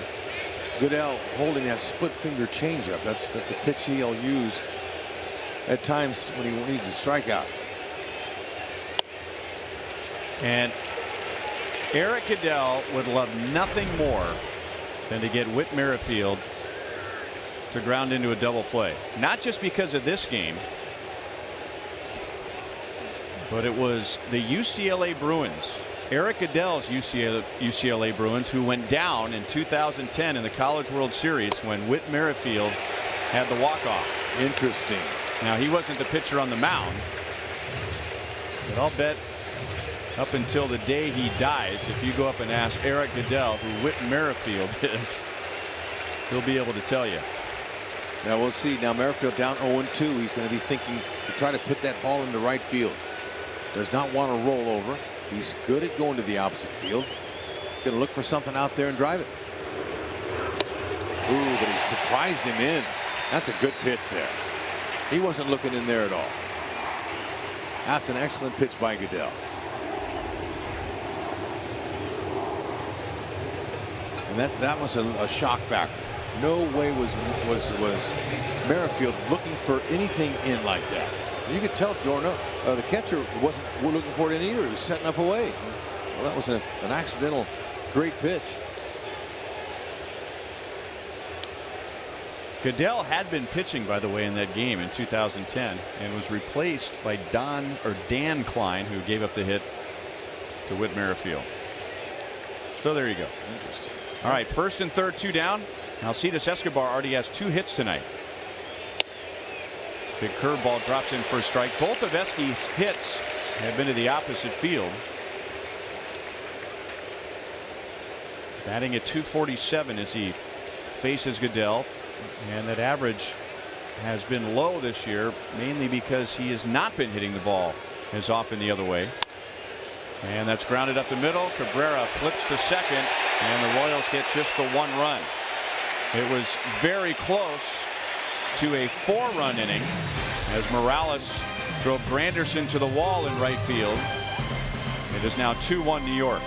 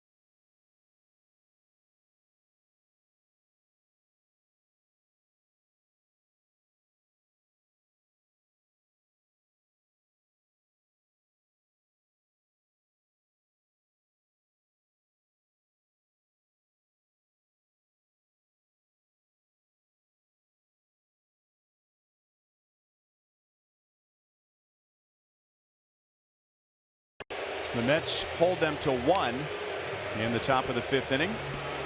1 batter into the game, the Mets lost their starter Bartolo Colon with a right thumb contusion. X-rays are negative. The Mets have hit 2 home runs in the first inning as Drupal Cabrera jumped on an Ian Kennedy curveball and homered just over Brett Eibner's glove in left field. In the 4th inning, Yoenis Cespedes leading off, homers to straightaway center field. And then the Royals got a base hit from Brett Eibner down in the count, singling Paulo Orlando, who had opened the inning with a base hit. The big play in that inning was Granderson making the play up against the fence in right field on a drive off the bat of Kendrys Morales. And now Dylan G returns to New York, and his first pitch to Kelly Johnson ends up in the glove of Eibner in left field. Oh man, that was amazing though that Morales didn't hit that out. I thought he had it. Anyway, Dylan G's back in here.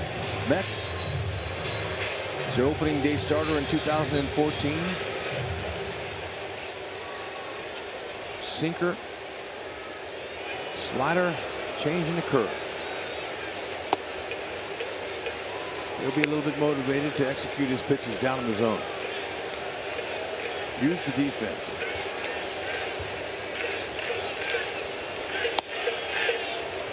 One and one against Granderson, who has doubled and fouled out to third.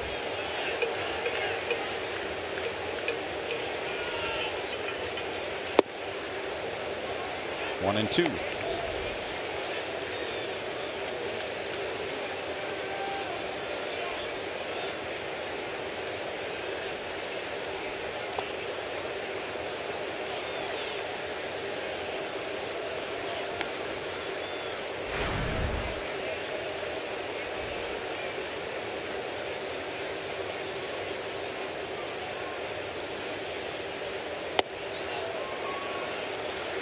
Full count on Granderson with Cabrera on deck.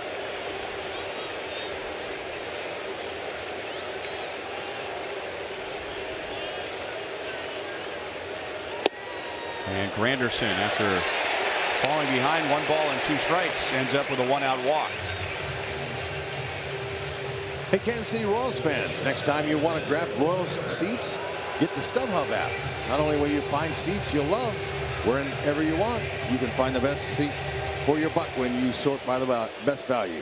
We take the price and location of seats and show you which tickets at StubHub give you the best deal. So go get the StubHub app today.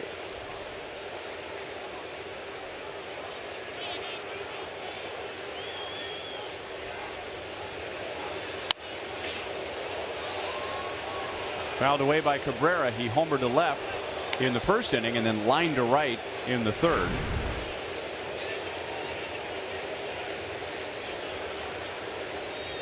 The Mets ended up with 2 runs, 4 hits. 2 of those hits home runs against Ian Kennedy. They also had 3 lineouts deep to the outfield, and that may have played into Nedio's decision to go to Kendrys Morales in the top of the 5th. Eibner in left field makes the play on Cabrera, and there are 2 down.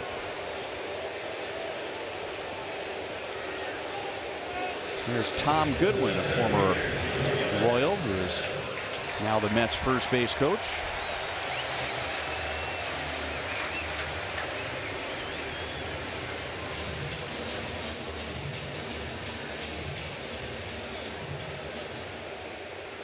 So you have Tom Goodwin, the former Royal. Ricky Bonas also spent a couple of seasons with the Royals as their bullpen coach, and had a big influence on Dylan G. When Dylan was coming up through the Mets minor league system. Ricky Bonas was a minor league pitching coach. I saw Ricky up here in the media dining room tonight. So he might either as a fan or maybe he's doing some pre and post or something. I saw. I thought I saw Ricky Bonas. Maybe it was somebody else. If he's the bullpen coach, he wasn't up in the media dining room. I didn't see Doug Henry up here. No, my bad. I thought when I saw him, I thought to myself, that's Ricky Bonas, but I guess I was wrong. Well, you never know. Oh, good food up here.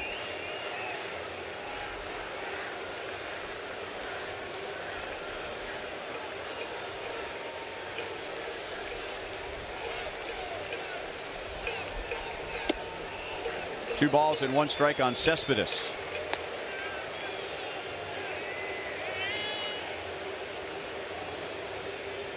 Dylan G really hit the ground running when he was first called up to the Mets. That was in 2011. He won his first 7 major league decisions. We showed you that 2013 was his best year, and just 2 seasons ago he started opening day for the Mets. Left center field. Granderson will hold at second base. 2 on and 2 out. Second hit of the game for Yoenis Cespedes.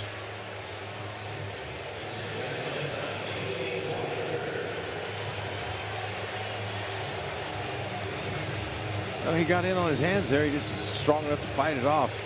Strength is one of his big assets. He's a strong guy.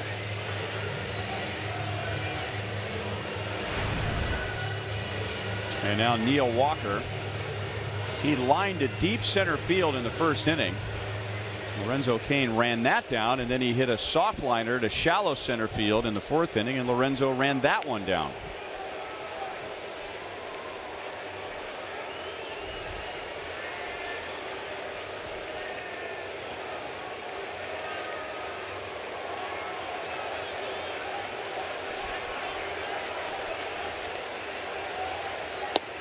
Outside, 1 ball, no strikes. Walker, being their most productive hitter with runners in scoring position, hasn't had a lot of success against G. 1 for 7. He's hitting .293 with a runner at second base and beyond. Good changeup. When a manager's making out his lineup card, he's looking for the most production for that 4 hitter. It's not necessarily the power. It's the guy who's has the most success getting the big hits. And so far, it's been Walker.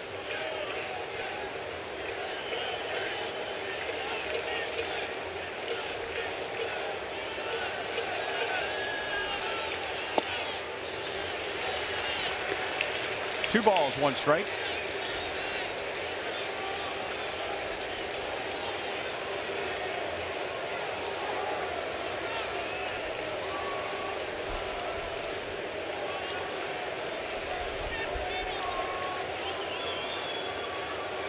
Mets will have Walker for 1 year. He'll be a free agent at the end of the season. 2-2. So he's having a good year, replacing Daniel Murphy, who is now with the Nationals, and is having a good year.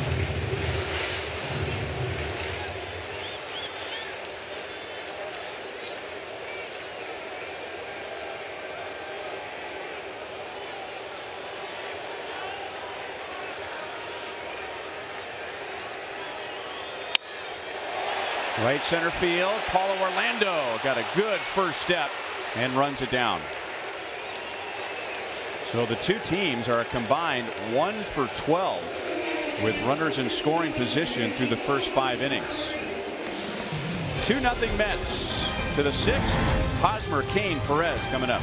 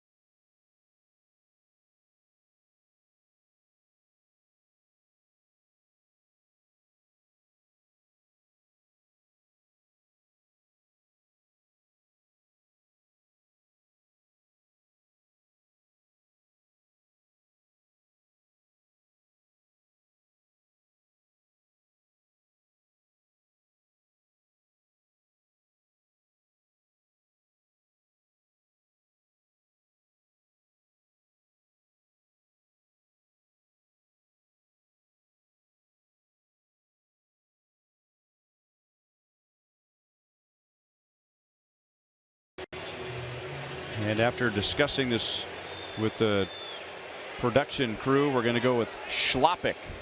Ben Schlappick from Liberty. If the Royals hit a home run in this inning, Ben wins $300.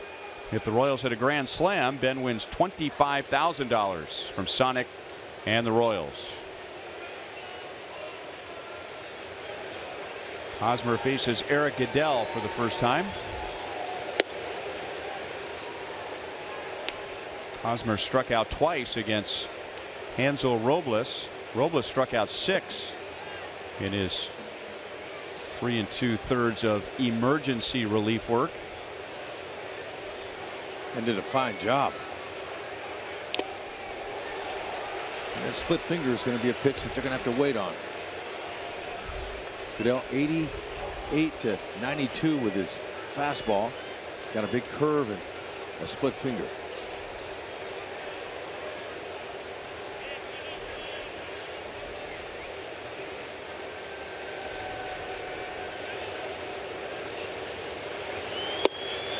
There's the curve, 1-2.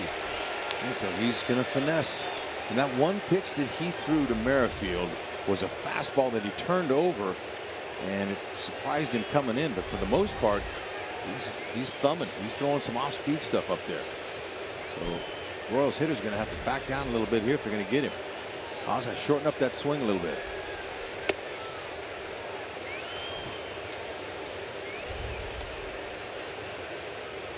It's rare you can strike out Hosmer 3 times in one game.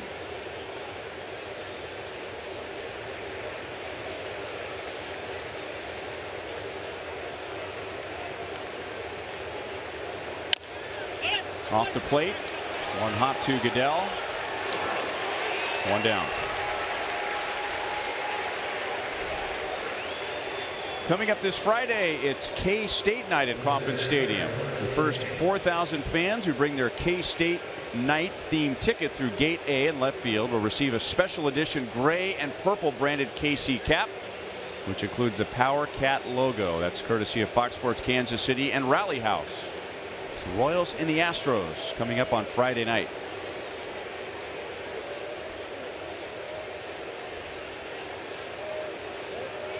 One out to Lorenzo Cain. Lorenzo led off the second inning with a single.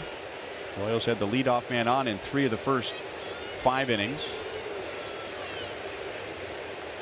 Paulo Orlando's leadoff base hit in the 5th turned into the Royals' run.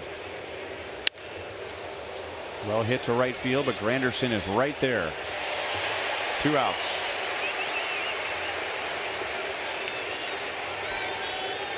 The starter was Bartolo Colon. He was out after one batter. Whit Merrifield hit a line drive off of his right thumb. And our sprint trivia question: by facing one batter, Bartolo Colon has now made starts for 7 different teams against the Royals. I have 5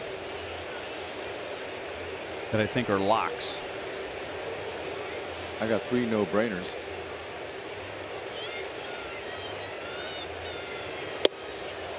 Oh, 0-1 on Salvador Perez. Well, the Mets, the Indians, the Angels. You saw him win a Cy Young with the Angels. We did. And then I have the Red Sox and the A's.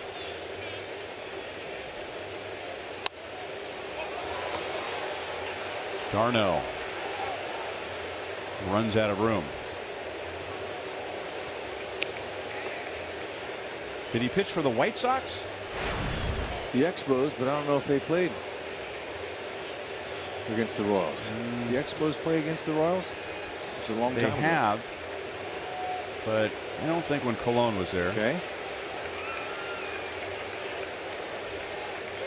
So you're just going to go right to the media guide. No, I'm just going to look. I'm not going to give the answer. But I'm curious.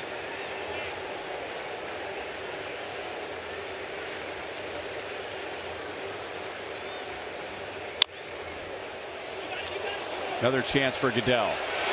Low throw. Loney got a glove on it, but it didn't stick in the webbing. Good try on the pick, though. Tough play. He rushed it. There was a little indecision as Goodell went to the ball thinking Darno was going to take it, and there's a little bit of a pause there, but he picks it up and just got rid of it. And tough play for Loney. Loney's got soft hands, but he just couldn't keep it in there.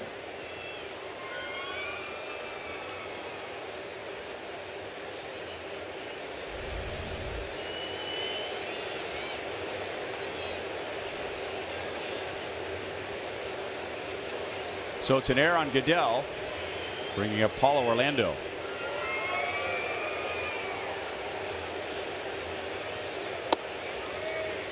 So you got to slow everything down as a hitter to try to hit those off-speed pitches. Almost, you don't even look for a fastball when you know the guy's got a split finger, curveball, in those secondary pitches.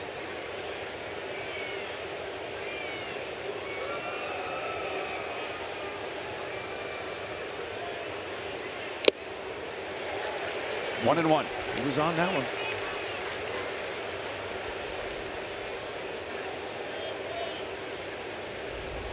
Fastball right down the middle. Pull his head. With a base hit in the 5th inning, Paulo Orlando is now hitting .500 in his last 22 at-bats. 2 balls and 1 strike.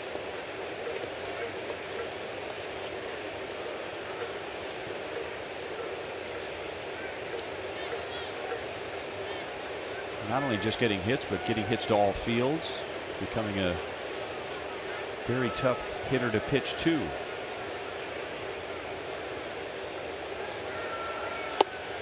Three balls, 1 strike. Cuthbert would be next. He's got to use the fastball to set up that curve and that split finger. At 3-1, he got a couple of fastballs by him. Maybe he thinks he can. So you see him hold the split finger grip in his glove right off the side of his leg.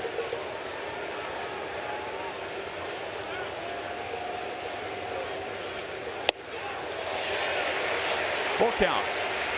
And now Perez will be running with the next pitch. He throws that 3-1 and he's got a couple of those fastballs by me. He might try the same pitch here.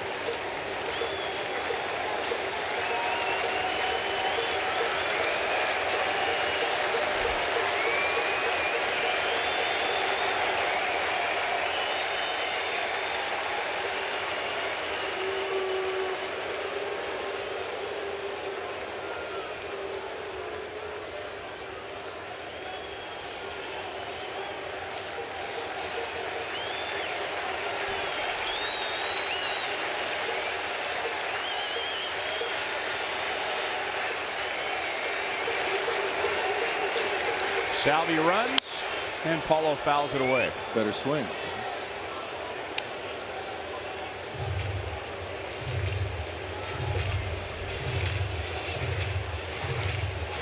That caught more at the plate there.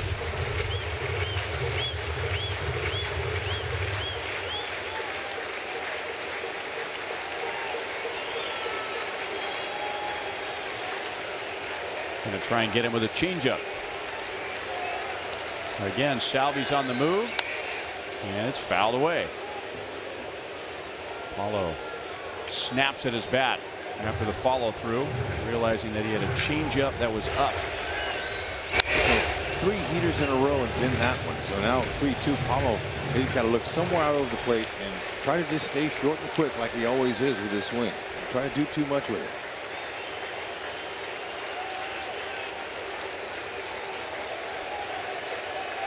Try to sneak a fastball by him. Line, base hit center field. And even though Salvi was running, he'll just move up 90 feet. Cespedes has one of the best arms in the game. So a good at bat. And now the Royals still trying to turn that air into a run. Have 2 on and 2 out. Hey, now, that pitch there was a pitch 2 times he got by Paulo. And so Paulo got his swing right. First 2 times he tried to pull his head a little bit, tried to do too much with a pitch, and then says, okay, I'm just going to shorten up and I'm going to put the ball in play. Sometimes when you try to do too much, you miss those fastballs on the outer half.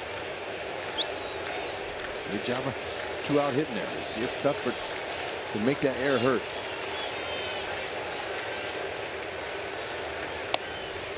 Big breaking ball for strike 1.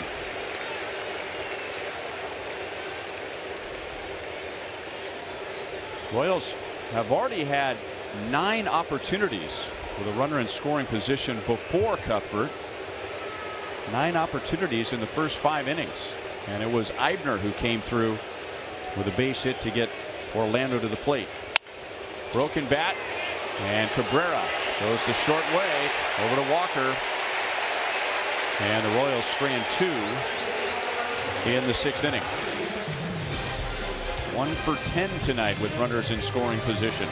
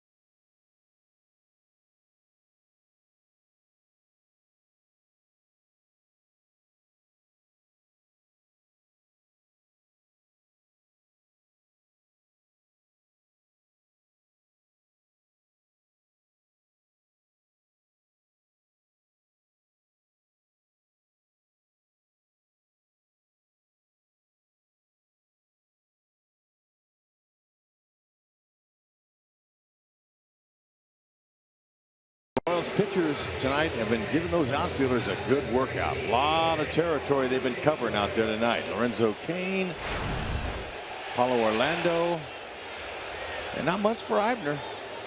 And they've been coming in, going out, going away. Good legs, nice speed. That's what a Royal trademark. Athletes they like to put out there in the outfield.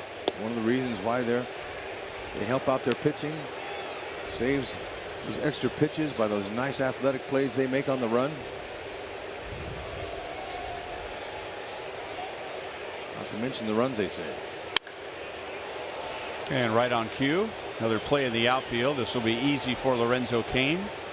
And James Loney is 1 for 3. And now the pitcher spot comes up.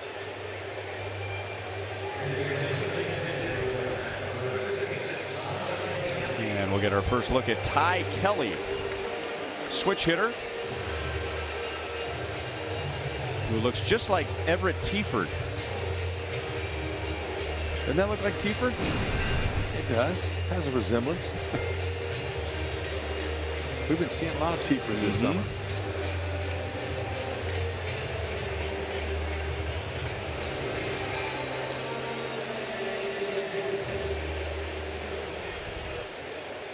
Kelly in his first year in the big leagues, he's played in 13 games. 1 for 6 as a right-hand batter, just 3 for 20 from this side of the plate. Guy who's bounced around quite a bit, drafted by the Orioles in '09, and now the Mets are his 5th organization in 8 professional years. 2 balls and no strikes. He's 0 for 6 as a pinch hitter. So you want to try to pick that up. If you're going to be a bench player, you got to be able to pinch hit.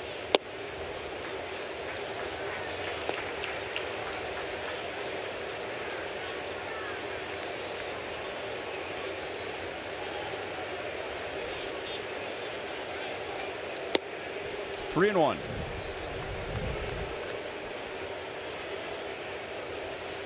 Dylan G took over for Ian Kennedy in the 5th inning and worked around a walk and a single. Kelly goes the other way. Eibner reaching for the wall. He didn't quite get there and makes the play. The Royals in Fox Sports Kansas City are offering a unique way for fans across the Midwest to enjoy a game at Kauffman Stadium. It's the Forever Royal Fan Express, and the next stop is St. Joe on June 25th. Fans in designated markets will have the opportunity to win a trip to Kauffman Stadium. Go to Royals.com/Fan Express for more information. 2 down to Michael Conforto.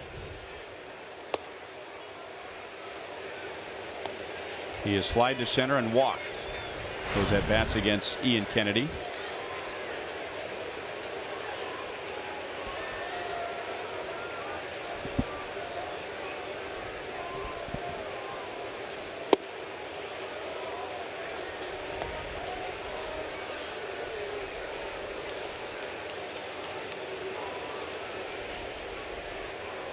Here's Ricky Bonas. That's the guy I thought I saw in the media dining room, but obviously it wasn't him.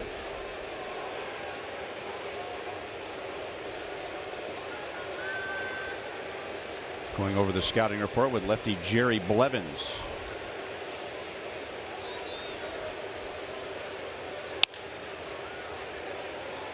Jammed him. 2 balls, 2 strikes.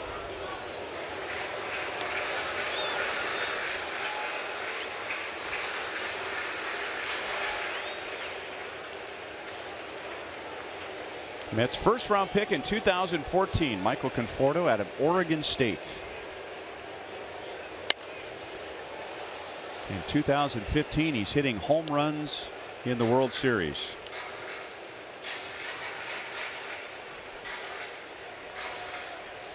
So you can imagine the expectations placed on him this year, that he's really struggled lately. Kane into left center field. It's been a busy night for the Royals outfield. 2 scoreless innings for Dylan G. And now at the end of 6, it's still 2-1 New York.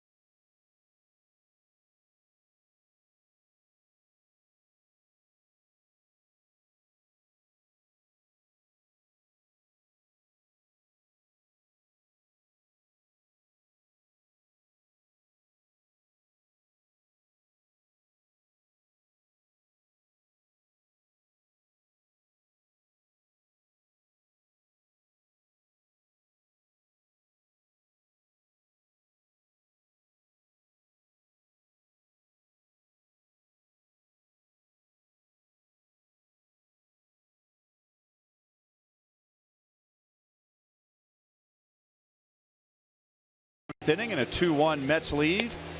And it's time for a premier Northtown Mazda game break. Todd Frazier at Fenway Park goes deep against Clay Buchholz. The White Sox have a 3-1 lead in the top of the 8th inning. The White Sox are 5.5 back in the Central. 2 games under 500. They were 13 games above 500 at one point, and now coming to tonight at 34 and 36. The Royals are 1 game back of Cleveland. They got the Red Sox closer Kimbrel last night. Cleveland has a 3-0 lead at home against Tampa Bay, and that game's in the top of the 8th inning. So Jerry Blevins with Brett Eibner. Christian Colon is going to bat for Dylan G. And then Whit Merrifield. Blevins fastball, curveball, changeup, big curve, big looper.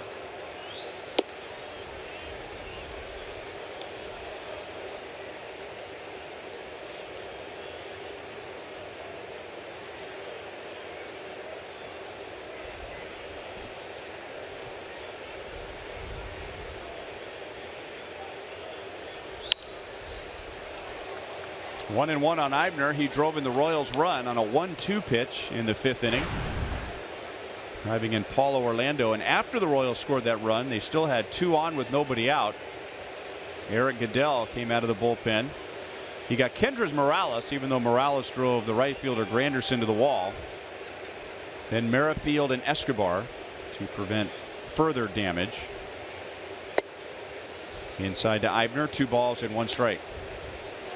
Here's Christian Colon leading off, and we remember the last time he was in the batter's box here with Gerard Dyson on base. 12th inning, 2-2 tie, game 5 of the World Series.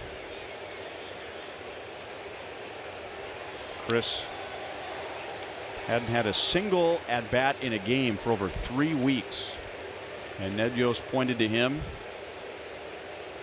in a deciding game of the World Series in the 12th inning.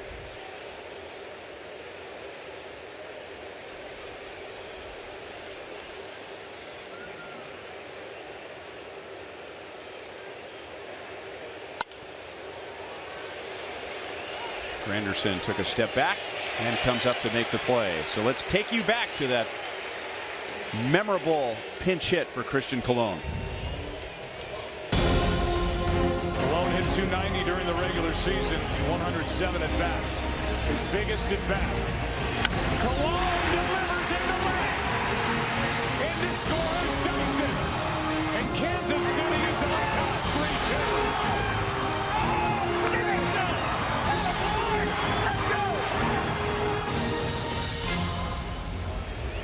A 1st-round pick driving in a 50th round pick. It worked, especially all that time in between at bats. He was down in that cage working his stroke and working, and he waited for that pitch from Addison Reed, and it just floated right in there. It's become known as the hit for him.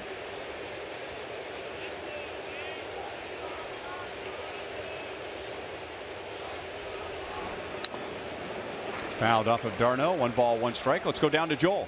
And guys, I had a chance to talk to Christian today. He remembers that moment like it was yesterday. I was just trying to treat it as a regular at bat, you know, regular game, and as much as, you know, there was a lot at stake, you know, in that at bat, but I just, you know, I knew what my job was to put the ball in play, and I try to keep it simple, and you know, it just worked out for us.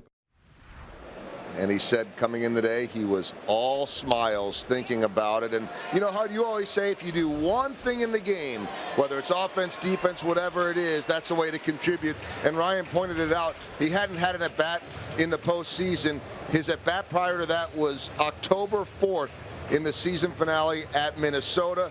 A month almost later, November 1st, he has the hit. I'm telling you, Joel, I loved his thought process. And your question you asked him was perfect, and he answered it just how you want to do it. Just take it like any other at bat. Don't get nervous.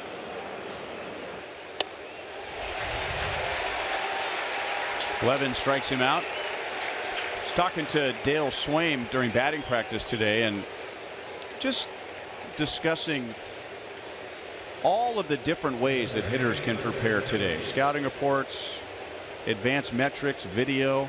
And I asked him, I said, who's a younger player that really seems to have a grasp of how to prepare properly for the game, keeping it simple but being prepared? He named a few, but the first name that he mentioned was Christian Colon, and he referenced that at bat. No chance for Loney. Said that even though he didn't get into a postseason game until Game 5 of the World Series, that he was prepared every game. He knew when he would probably come into a game, who he would probably face, and no different. He figured, looking at their bullpen and looking at the right-handers, that if he came into the game, it'd be somebody like Addison Reed, and he had a good scouting report against Reed. He was down in the count. Reed threw him a couple of nasty pitches prior to hanging that slider. And to make a long story longer, looking at Dale talking to Eric Hosmer, Dale went on and on about Eric Hosmer and said, Eric Hosmer will show me things. He will tell me what the pitcher is going to throw to him before he goes to the plate. That's how far and how much his preparation has grown. Lifted to center field. Cespedes back to the track and makes the play.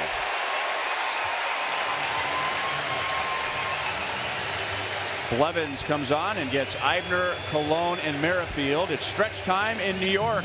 The Mets have a 2-1 lead.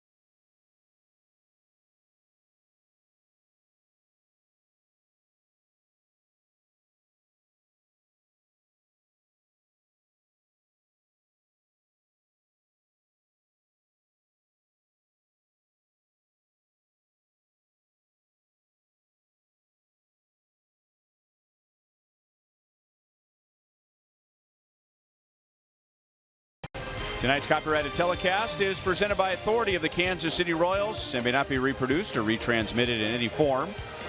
And the accounts and descriptions of this game may not be disseminated without the express written consent of the Kansas City Royals Baseball Club. Ryan Lefevre, Rex Hudler with Joel Goldberg and Jeff Montgomery. As someone has decided to run on the field.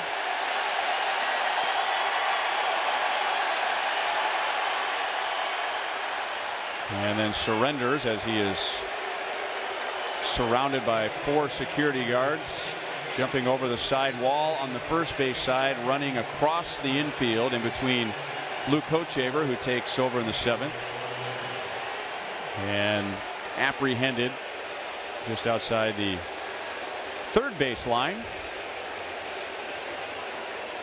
Yeah, in old Shea Stadium, they used to bring him right down through. And George is probably telling stories too about what they do to guys like that that come on the field down underneath the stadium, especially if you make the security guards look bad. and you run around and you can't catch them, they're not very nice to those people. They'll spend the night in jail and maybe more. See if Hoach can work his pitches down. He's got an excellent cutter, overhand curve, and a four-seam fastball.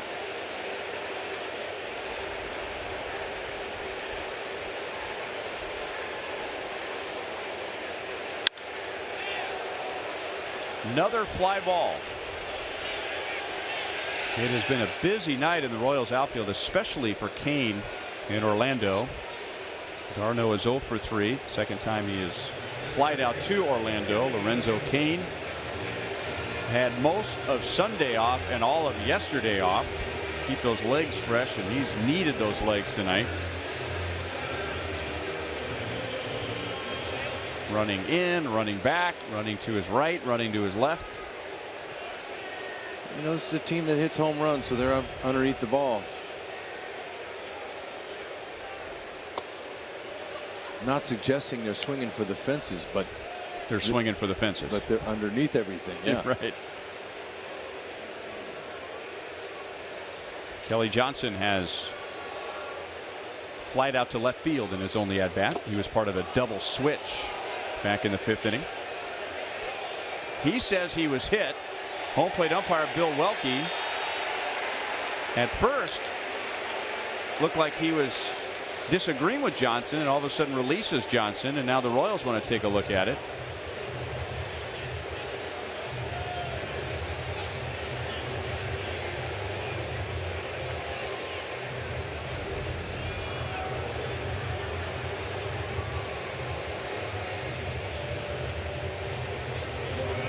Hard to tell. Hoach's leg got in the way of that shot. Let's see if we can tell from an angle here. That's a hard angle there too to see.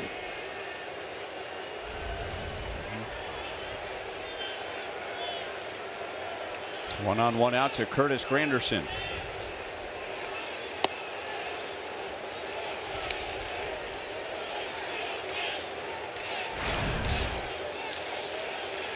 Granderson is 1 for 2. He had a 3rd inning double and then walked in the 5th inning.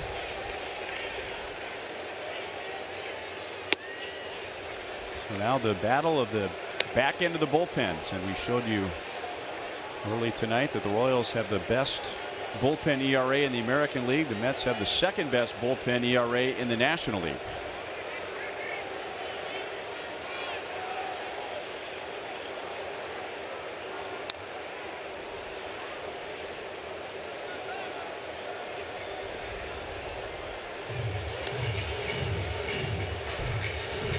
The Royals bullpen ERA is actually the best in the major leagues.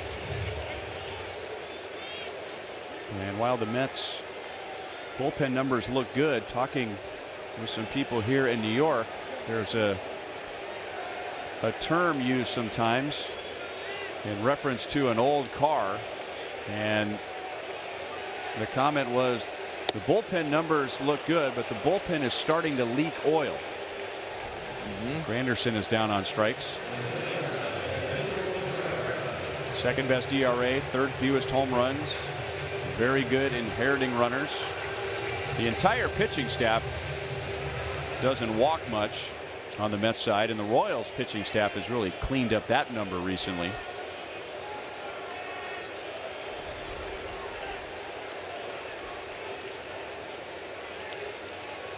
So 2 down to Cabrera. He's hit one of the 2 Mets home runs tonight, Cabrera and Cespedes.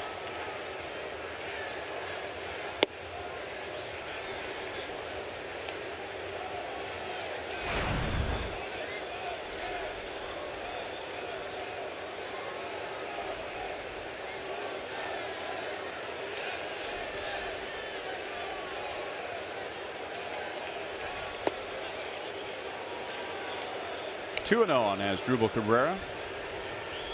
Coach looks like he's fighting some command issues tonight. If he did indeed hit Johnson, he didn't want to do it because he's just 2 for 18 as a pinch hitter.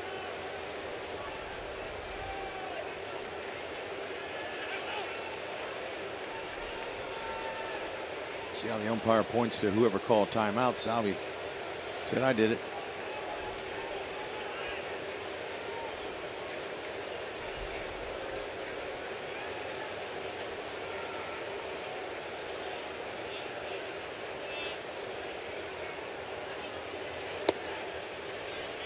A little bit high. 3 balls and no strikes.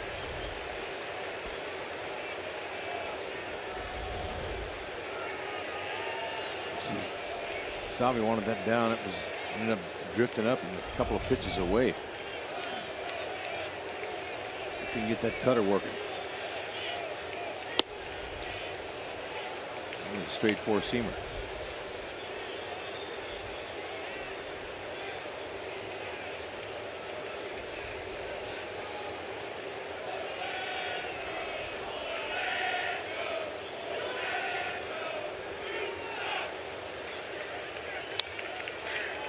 Three and two. Good pitch there. That cutter is right where Hoach wanted it. At a good spot. Tied up Cabrera, looking for a good fastball out of the middle of the plate. When you put it there, most lefties are going to line up. See if they can execute one here. Going over some of the memories of Game 5 of the World Series. Luke Hochevar was the winning pitcher in that game.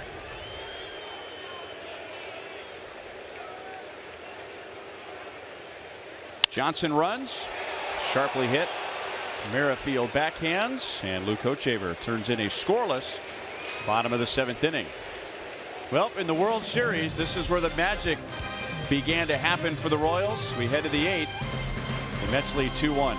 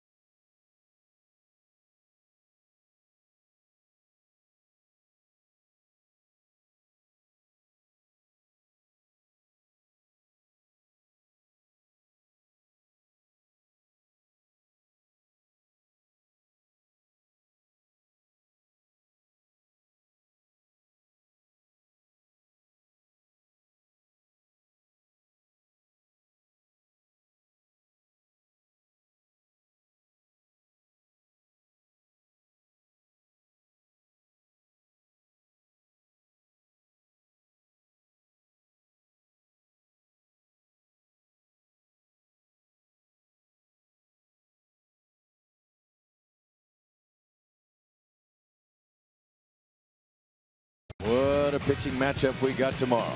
A couple of flamethrowers. Duffy, Syndergaard. I know a lot of Mets fans were upset that when they changed Bartolo over, he was supposed to pitch tomorrow. But Syndergaard, they wanted him to pitch the 2nd game so he could be ready for some more National League opponents later as they face the Nationals a few times. There it is. A couple of guys that can really bring it. Should be great. Boy, look at the strikeout to walk ratios. Duffy's is great. Right. I mean, 63-12, but Syndergaard 106-12. Wow. Tune those bats up, boys. So while we're talking about Game 5 of the World Series, here's Addison Reed with Escobar, Hosmer, and Kane coming up. He's done a good job so far this year. This is his 34th game. Got strikeout ability. Opponents only hitting .207. Escobar has 2 hits.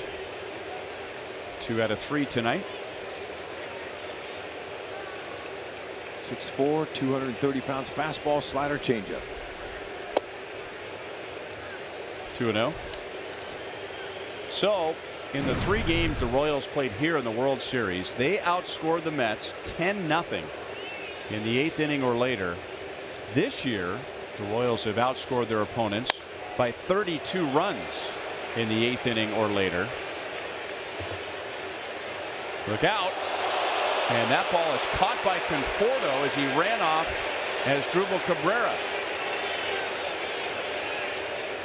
So Cabrera figured that was his play, and I guess he felt like he didn't have to call for it. Conforto didn't hear anybody. He just kept on coming. Came out of nowhere, but he was yelling loud. Now, it looked like it would have been a much easier play for Cabrera to make, as he was waving him off, and he's on that with no problem. But Conforto almost turned that into a double, but he was sure, and he has priority over the shortstop.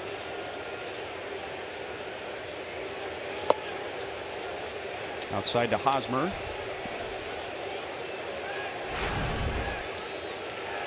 Eric is 0 for 3 so far tonight.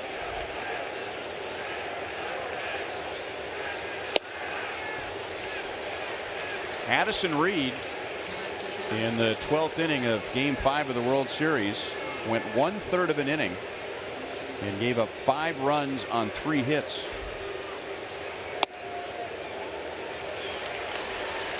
Kane, who got the biggest hit, he drove in 3 with a double. That was against Bartolo Colon, who had come on to replace Reed.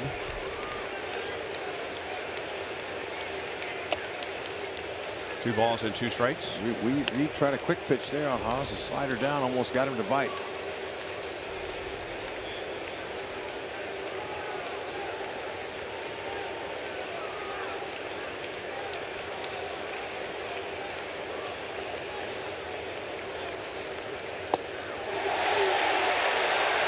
Two down.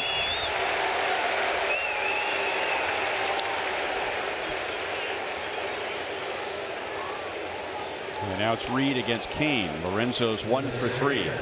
Vote for the Royals Player of the Month at one of the 7 Rally House locations in the KC metro area.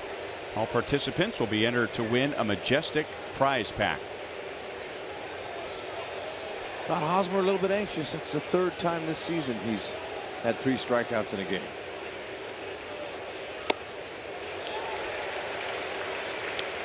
And Reed has the Royals taking big swings.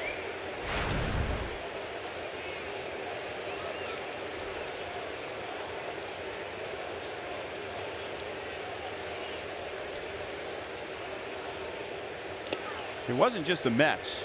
When you talk about the Royals rallying late, in the entire postseason, the Royals scored 40 runs in the 8th inning or later. No other team scored more than 5.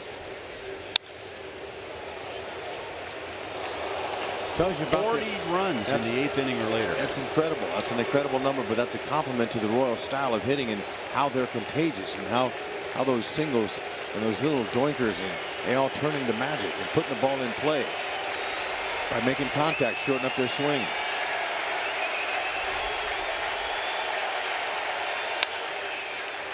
On the ground to Walker. Reed gets the job done. The Mets bullpen has really gotten the job done.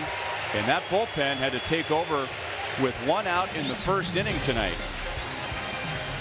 Herrera will get the bottom of the 8th. 2-1 New York.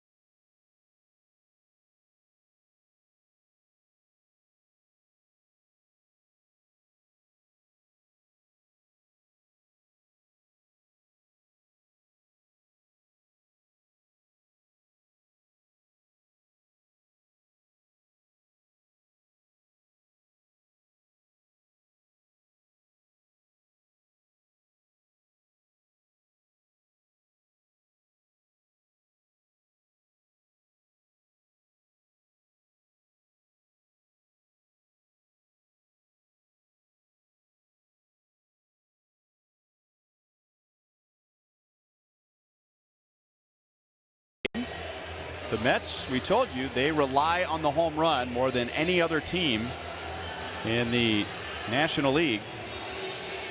And that has come true again tonight. Only 2 runs, but both on home runs. As Asdrubal Cabrera to the opposite field against Ian Kennedy with 1 out in the first inning. And then our Dodge drive of the game. This is the difference right now. Yoenis Cespedes to straightaway center field leading off the 4th. The Royals got their run in the top of the 5th inning. And that is all the offense. 2 Mets solo home runs, a Brett Eibner RBI single. And the Mets will have Cespedes, Walker, and Loney in the bottom of the 8th against Kelvin Herrera. You would think that 2 runs wouldn't hold, especially as hot as the Royals offense has been. But they've done a good job missing the Royals bats. Herrera's been dominant. 35th game this season. Opponents aren't doing much off of him. He's been able to do a good job keeping him in the ballpark, just giving up 2. Blazing fastball, above average. Change up at 88. Slider he's been bringing in a lot this year. Is a very successful pitch for him. Amazing how Cespedes generates that bat speed. He really is short and compact through the zone.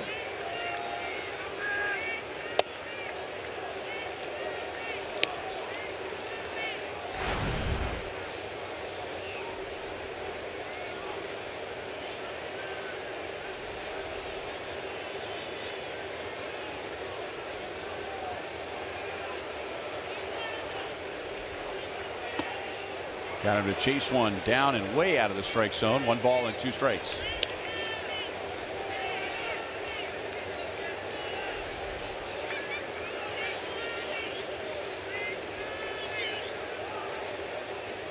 Cespedes hit 15 home runs in his first 40 games, so that put him on a pace to hit 60 this year. And he had really cooled off over the past month. I mean, really cooled off. He swung and missed. Salvi got a great bounce off the back wall. So a strikeout for Herrera to begin the bottom of the 8th inning. Royals alumni batting practice is back. Come join Royals alumni. The cost is $300. You get a chance to hit and field at Kauffman Stadium. You'll receive a t-shirt and shorts along with an autographed baseball by the alumni who attend. You must be 25 years or older to participate. The dates are July 16th and 17th from 8 a.m. until 11 a.m.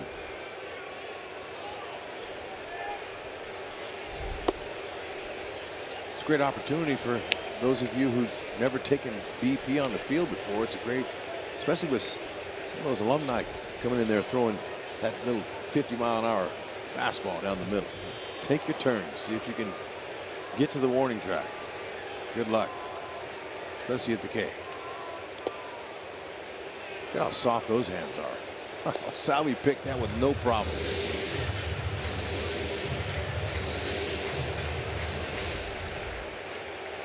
Hard to tell who's got the better hands out there. And I mean, look at that ball bounced way up. Who's got the better hands? Haas, Eske, Salvi? Hard to tell.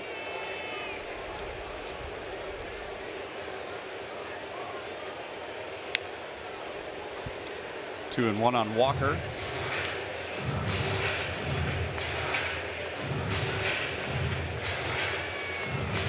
Jerry's Familia will come on in the top of the 9th inning.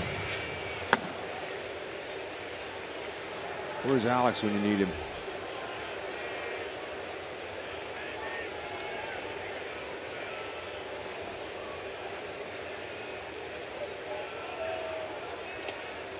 And again, a Mets hitter chased a pitch that barely reached home plate. 2 balls and 2 strikes. Well, they're well aware of Herrera and his power fastball, so they're all sitting on that. So they get geared to hit it, and then when he throws the changeup, no matter where it is, they're swinging. And they don't get a chance to see Herrera all that often, or any of the Royals players for that matter. Full count.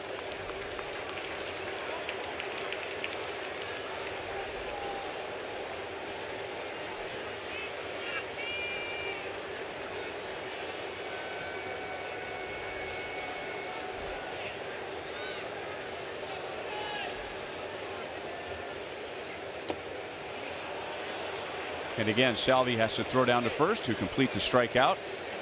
2 away.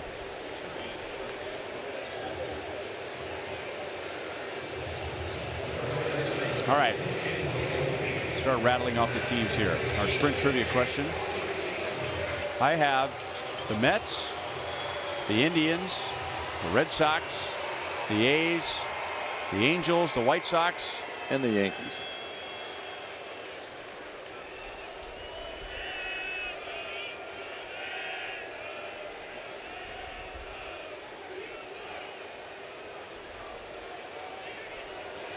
The suspense is killing me.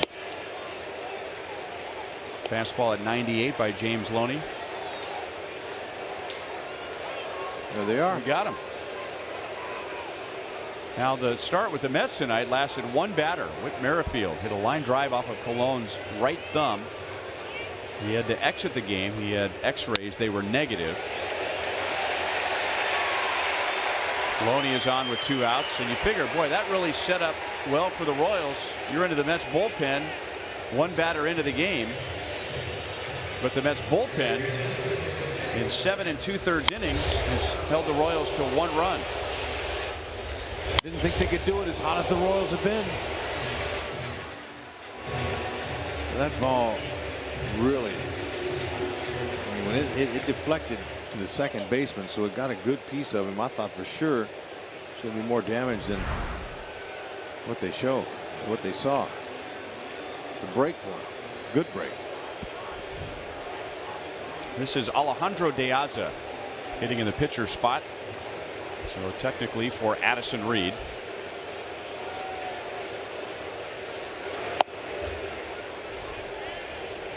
Diaza is Terry Collins' go-to guy when he needs a pinch hitter. This will be his 28th appearance as a pinch hitter. He's got 6 hits.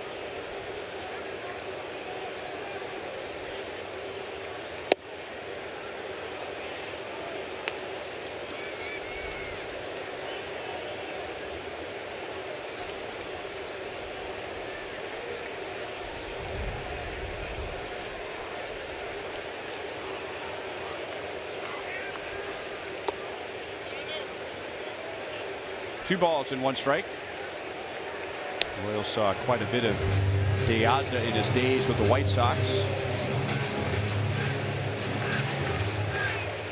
Red Sox, or the Mets picked him up late in the season. He appeared in the postseason.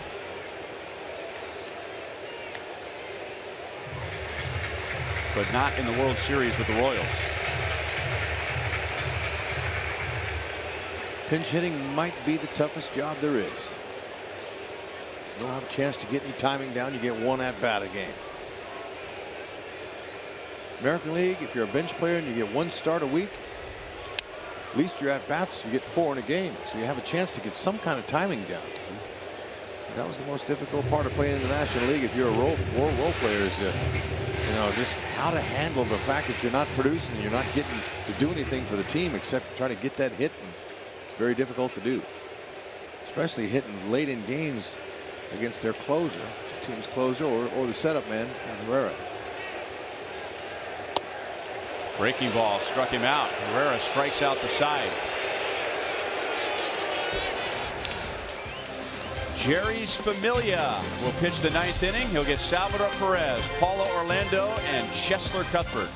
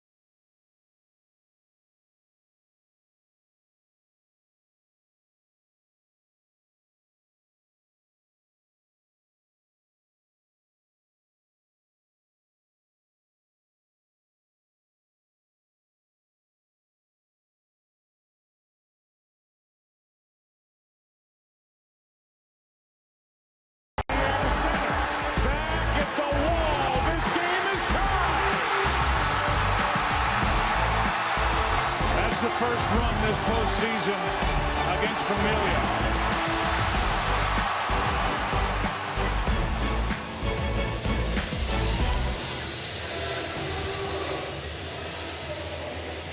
Jerry's Familia will pitch the top of the 9th inning, pitching with a 1-run lead. That was his blown save in Game 1. He had blown saves in Game 1, 4, and 5 of the World Series. He has converted 38 consecutive saves in the regular season going back to August the 1st. That's a Mets franchise record. And the only blown saves over that stretch were 3 games against the Royals. Now, he does have a save this year against the Royals in the 2nd game of the regular season. He's tough, but that home run Alex Gordon hit off of him in Game 1, that busted his morale and his team. He lost confidence. It's a big slider. He's got a power fastball he'll go mid-90s with, but his strikeout pitch is his split finger.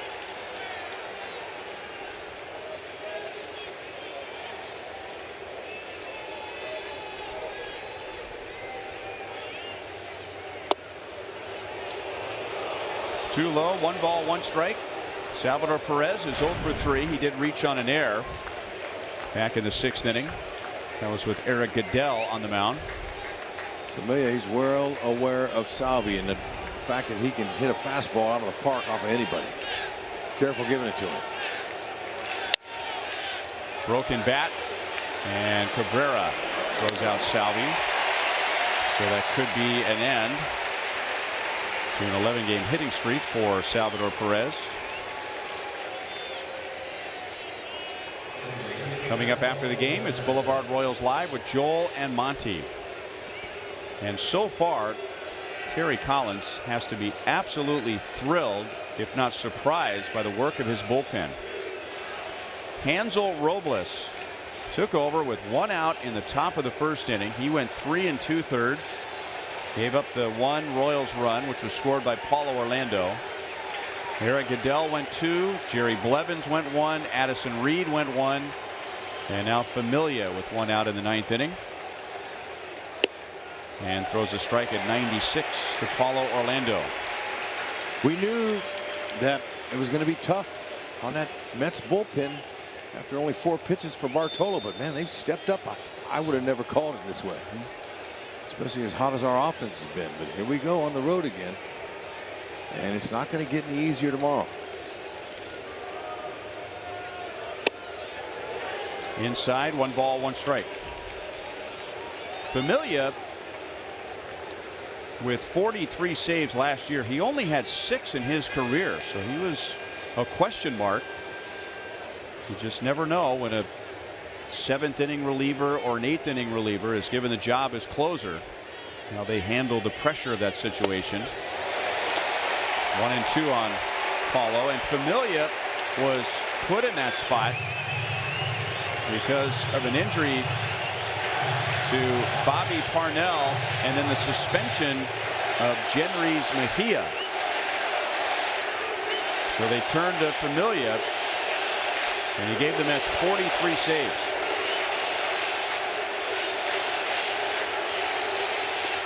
Two and 2. And he gained a ton of confidence in that role, and with his stuff, as big as he is, the ability to throw that fastball mid to upper 90s, and the split finger slider combination is a lot like Herrera.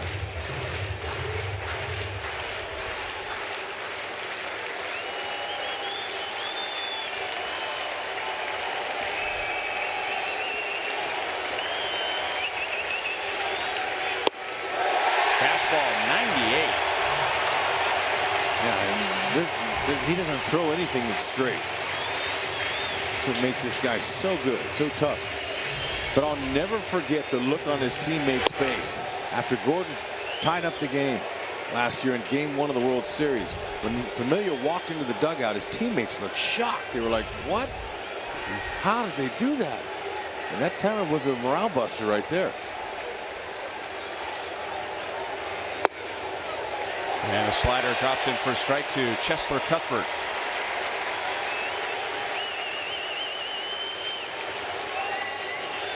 Two good bullpens, And two of the best teams in the major leagues in one-run games. And here we have a one-run game in the 9th inning. And the Royals are down to their last strike. 40,122 watching the game in person.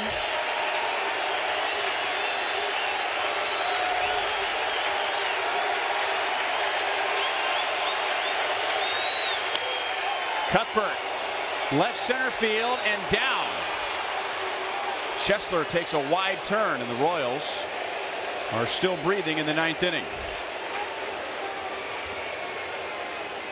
If you're going to have any kind of success, you got to look over the middle of the plate, but he's not going to miss up. So you got to look down and out over, but not too far down or he'll bury him. But look at that swing. That was nice. He bent that back leg, is able to get some leverage down in the, and then whoa boy here with, don't you dare go with Cespedes and his throwing ability. Stay right put. See if Eibner can do something. First time Eibner's ever faced him, and for that matter, Cuthbert as well.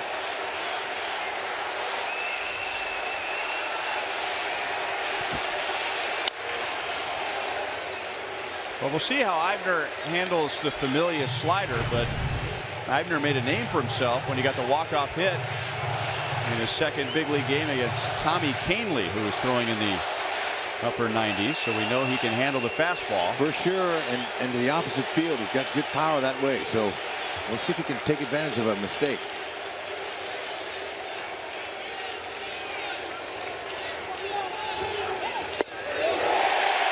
Oh, 2. And once again, the Royals have been reduced to 1 strike.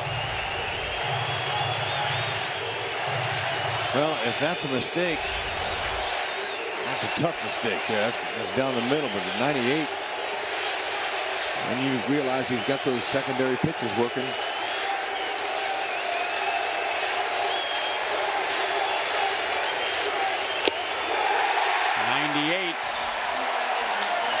So game 1 goes to the Mets. The difference was a home run by Yoenis Cespedes back in the 4th inning. That made it a 2-0 game, and who would have figured that that was going to be enough offense. So another loss for the Royals away from Kauffman Stadium. 2-1 New York. We'll be right back.